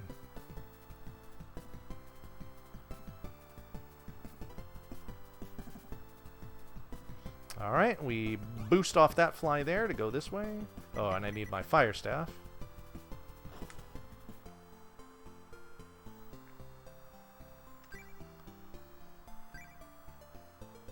Alright, so this is our final bomb upgrade. This isn't really all that important. We're not going to use a lot of bombs for the rest of the run, so that doesn't really do us any good. But again, because it's 100%, we have to collect it anyway. So, we have done that.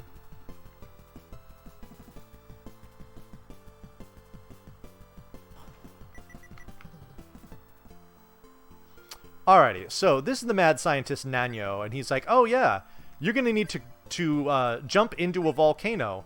And what better way to do that than with this magic hand, which will grant you access. Don't ask me why a magic hand has anything to do with going into a volcano, but apparently it does. Alright, so that's our last use of wings here. Brings us back to this purple robe dude. Now we go back to this area here, except instead of going to the west, we go to the south, and we enter the volcano.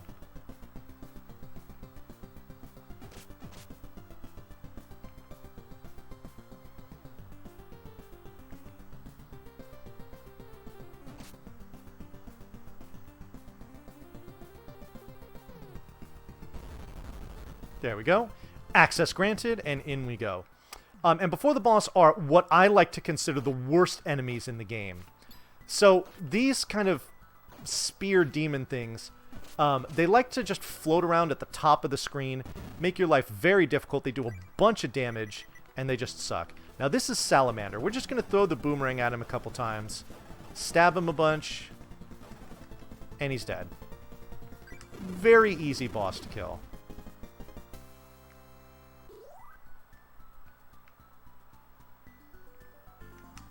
Now we have the red medallion. That's 2 down, 2 to go. Now the next one that we're going to get here is not a lot of fun, namely because of the boss that we need to fight to get it. This next boss is awful when it comes to RNG, and can just basically make life pretty much hell.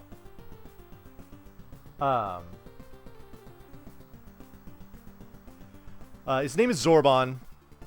It is truly awful, and I am just praying that it's nice to me.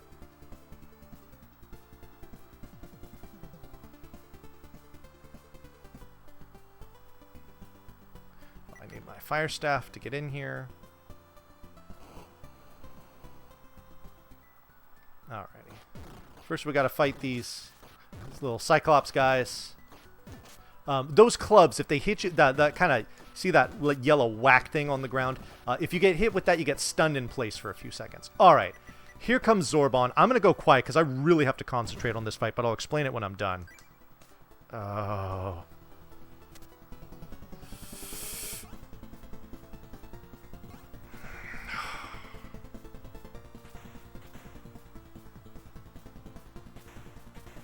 Oh, good, good, good.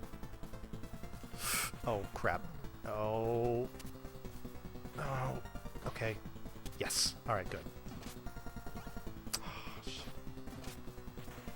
One note that I will make just while I'm doing this fight. This boss is extremely sus.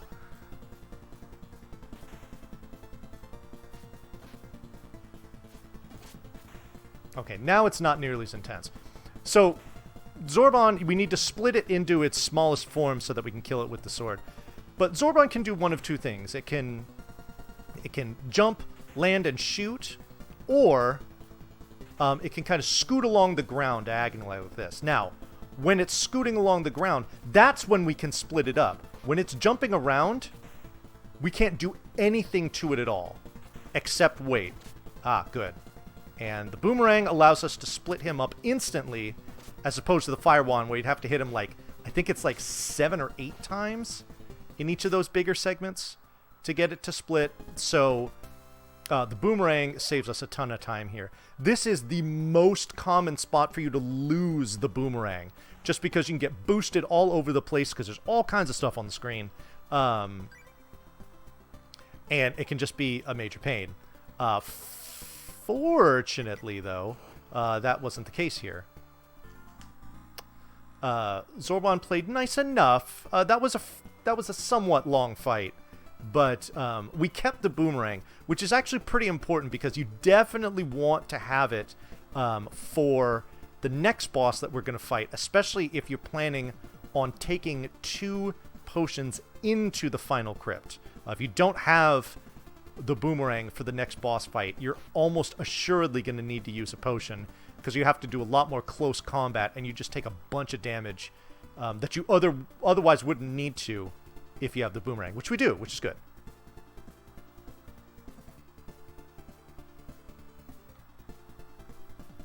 Alright. So come in here. Kill a few spiders. Hey, Vanny. Yo! How much longer you got here?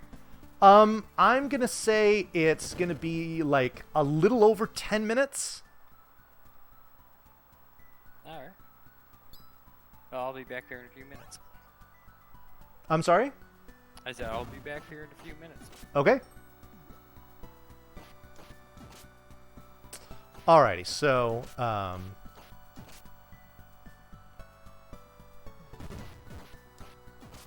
so here is where we're going to be able to start using the Bell of Heaven to kind of bust things open. Unlike how it worked in the first game, it doesn't override enemies that need to be killed. You're still going to need to kill them in order to get through doors. You just won't have to push blocks.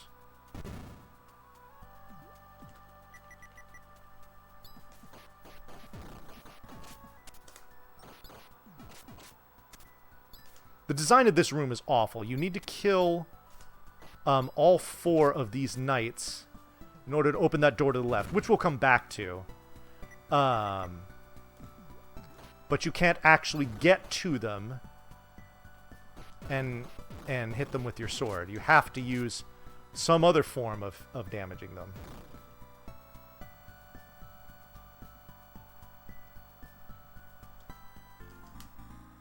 Alright, so now we have our gold armor. We have all of the equipment we need in order to get to the final boss of the game and confront him. Which we will be doing in, like I said, at this point, probably a little under 10 minutes.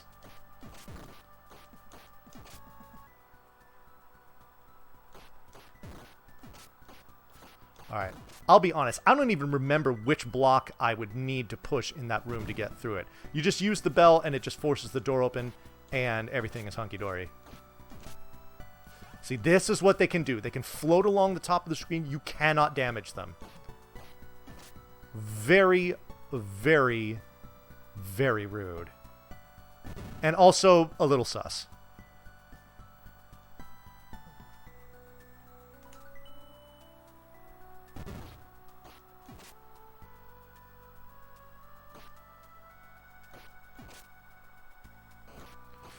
Ooh, I don't want to mess with that fire. Oh my god, the damage is not ideal. Ooh, but I get a refund there. That's nice.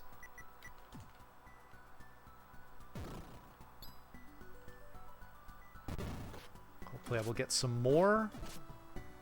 These blobs can drop hearts in bunches. This is beautiful. You love to see it. You don't love to see the damage, though. That's sending the life total in the opposite direction of what we need. All right, we got our key. Boss is not too far from here.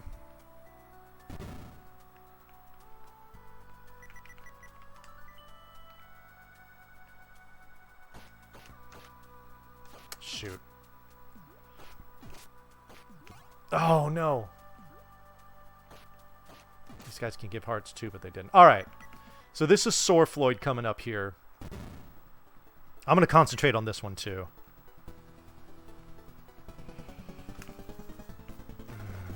Nice. Shoot. No! Oh, good. Okay.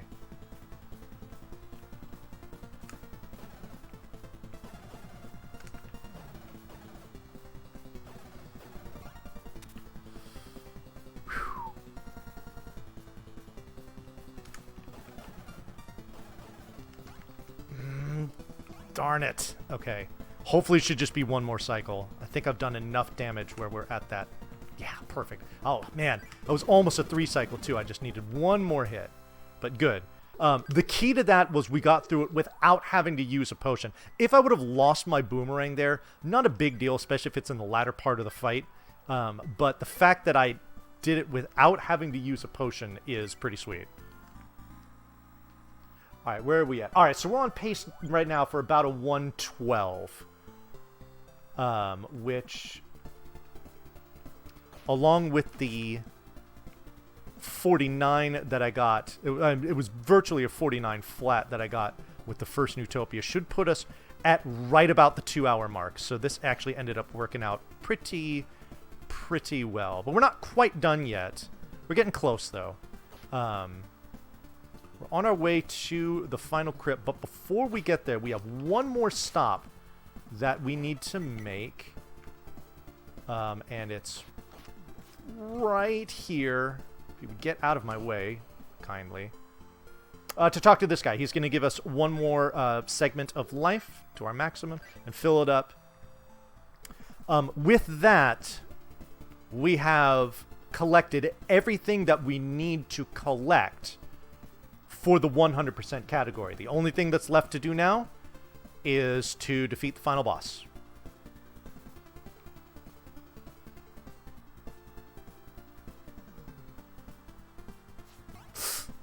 Darn it.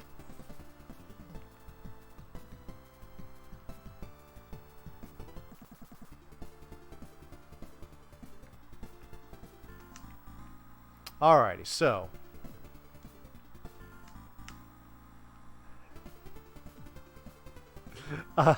what is the machine hungry thing all about? I am unfamiliar.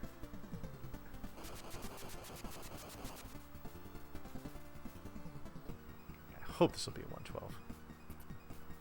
This room can have something to say about it because there's a lot of variants that can happen in here. Oh, darn it. Okay. Oh my goodness, come here. Thank you. Okay, not bad.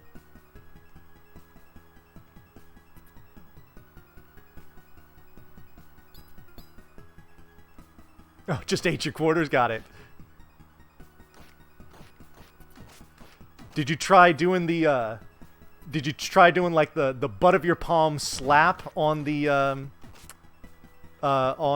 coin slot to see if maybe you could jam it loose? Oh, come on down.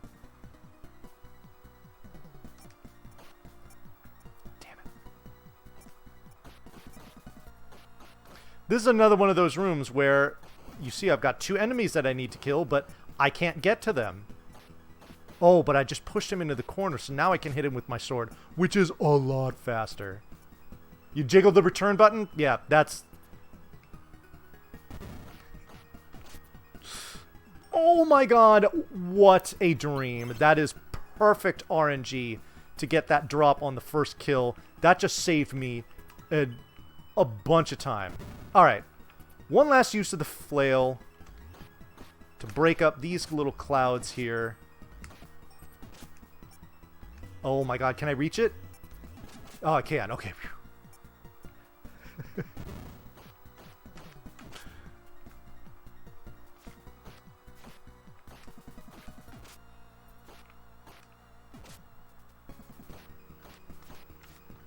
Oh, goodness.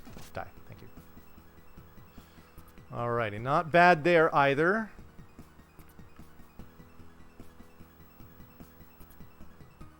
Okay. These flying squirrels are absolute jerks. I don't care how cute they are. They're extremely difficult to deal with, especially in bunches. So, but remember that, because we don't like dealing with things that suck. So, there will be some times where we won't.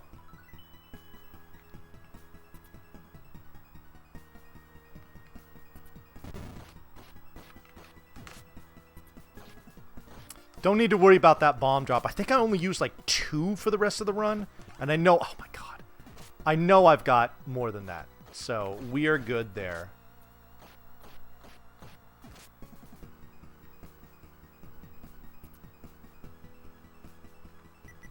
In fact, here's one of them.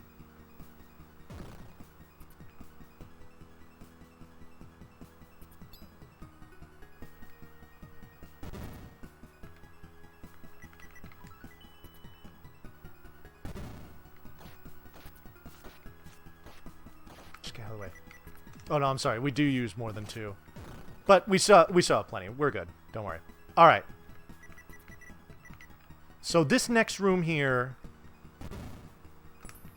I will hold on to a ring for the entire game just to use that there. Normally you would have to deal with the flying squirrels. There's spike tiles that come up and that come up and down all the time. That room is a nightmare to deal with. Not so much because of the damage that you take, which can be plentiful, but it just takes forever. So we mitigate that by turning them into little blobby guys and killing them extremely quickly. In fact, you wait to time the use of the ring such that the pairs of squirrels overlap, so that it's essentially you're fighting 2 blobs instead of 4. They each take 2 hits. Boom, you're done. Let's move on.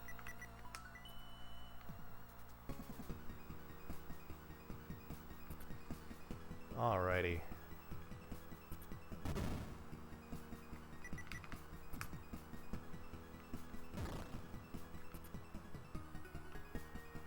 Nice. That is not easy to time to get through those saw blades. I'm glad I got it for this run. Here we go. Alright, we wait for these arrows to go through because you do not want these enemies to get to the left of you. If you do, this room becomes a giant mess. Okay, good.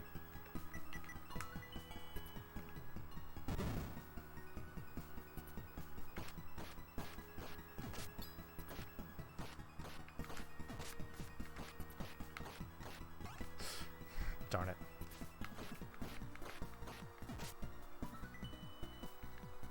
Alright, we are not too far from the final boss here. If I want a 112, I'm gonna need to hurry, but it's probably looking a little more like a 113.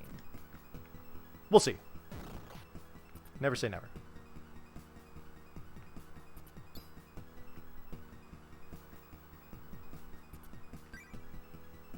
Alright, so yeah, if you don't have the Sun Sword, the Gold Shield, and the Gold Armor, this door below me here is shut. And you basically have to go out and be like, okay, well, where is that stuff? And it doesn't exactly tell you. You gotta figure it out.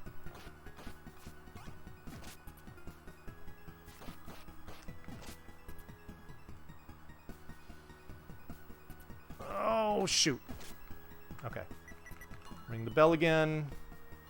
Alrighty. Just gotta kill a few more of these block guys.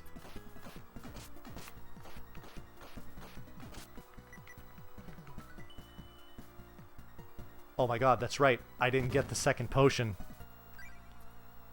Because I didn't take the, okay. Wow. Alright, so this boss fight is going to be a little different, especially near the end, because I don't have as much safety as I thought. Okay. Here we go. I'm going to concentrate on this. You got this.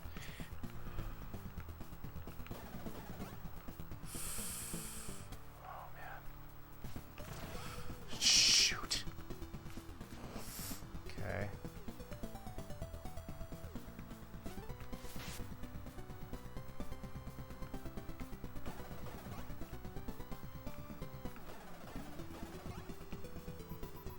Got some good damage in there. That's good.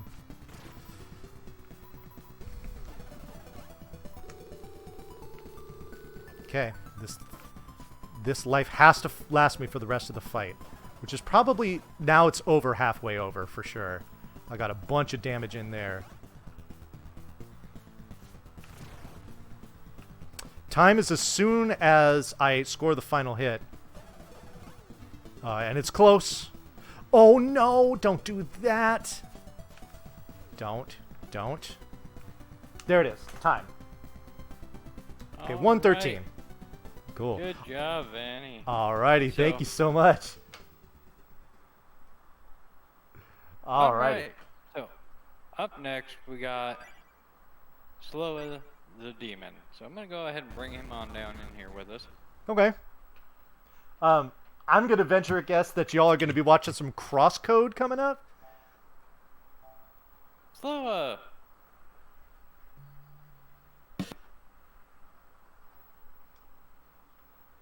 You there, Sloa? Hello. Hey. All right. So, Sorry.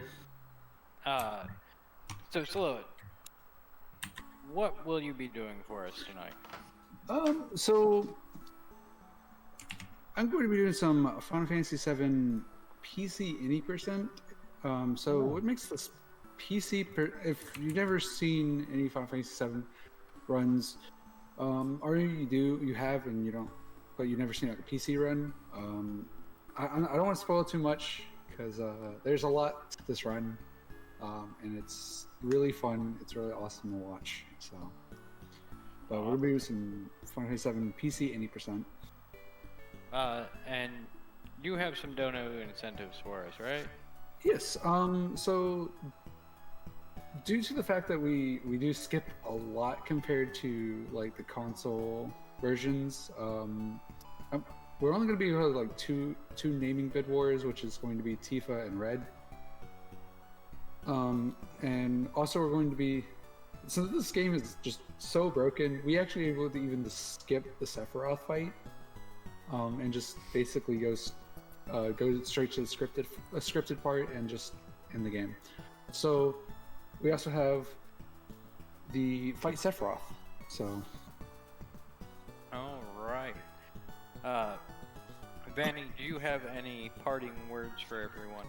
I sure do. So first of all, I'd like to thank all of the fantastic folks at Retro Block Party for having me here. I always love to have new opportunities to show people this game. Also, Synthpop is back, Scala Kitty, Damashi, Captain Wolf, Crumbly Gordon, and High Up. Thank you very much for the GGs. I do appreciate that.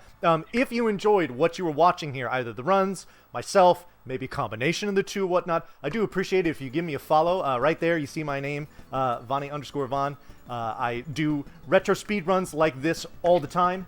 And, I would appreciate having you come and check me out. We typically have a lot of fun like this on my channel, so it's good stuff. But and again, thank you everyone for making donations during my run. We are so close to that goal. I'm sure we can hit it during Slowa's run, which is going to be fantastic. I've seen Final Fantasy PC any percent before, and it's nutty. So I'm actually super stoked that he's doing this. So y'all want to stick around and check that out. But as for me, I think that'll be it. Again, thanks so much for having me. Thanks so much for watching. Thanks for everything else. And until next time, take care, folks.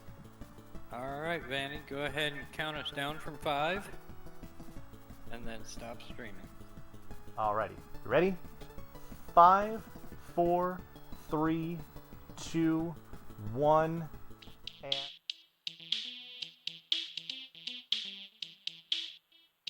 Retro Block Party begin.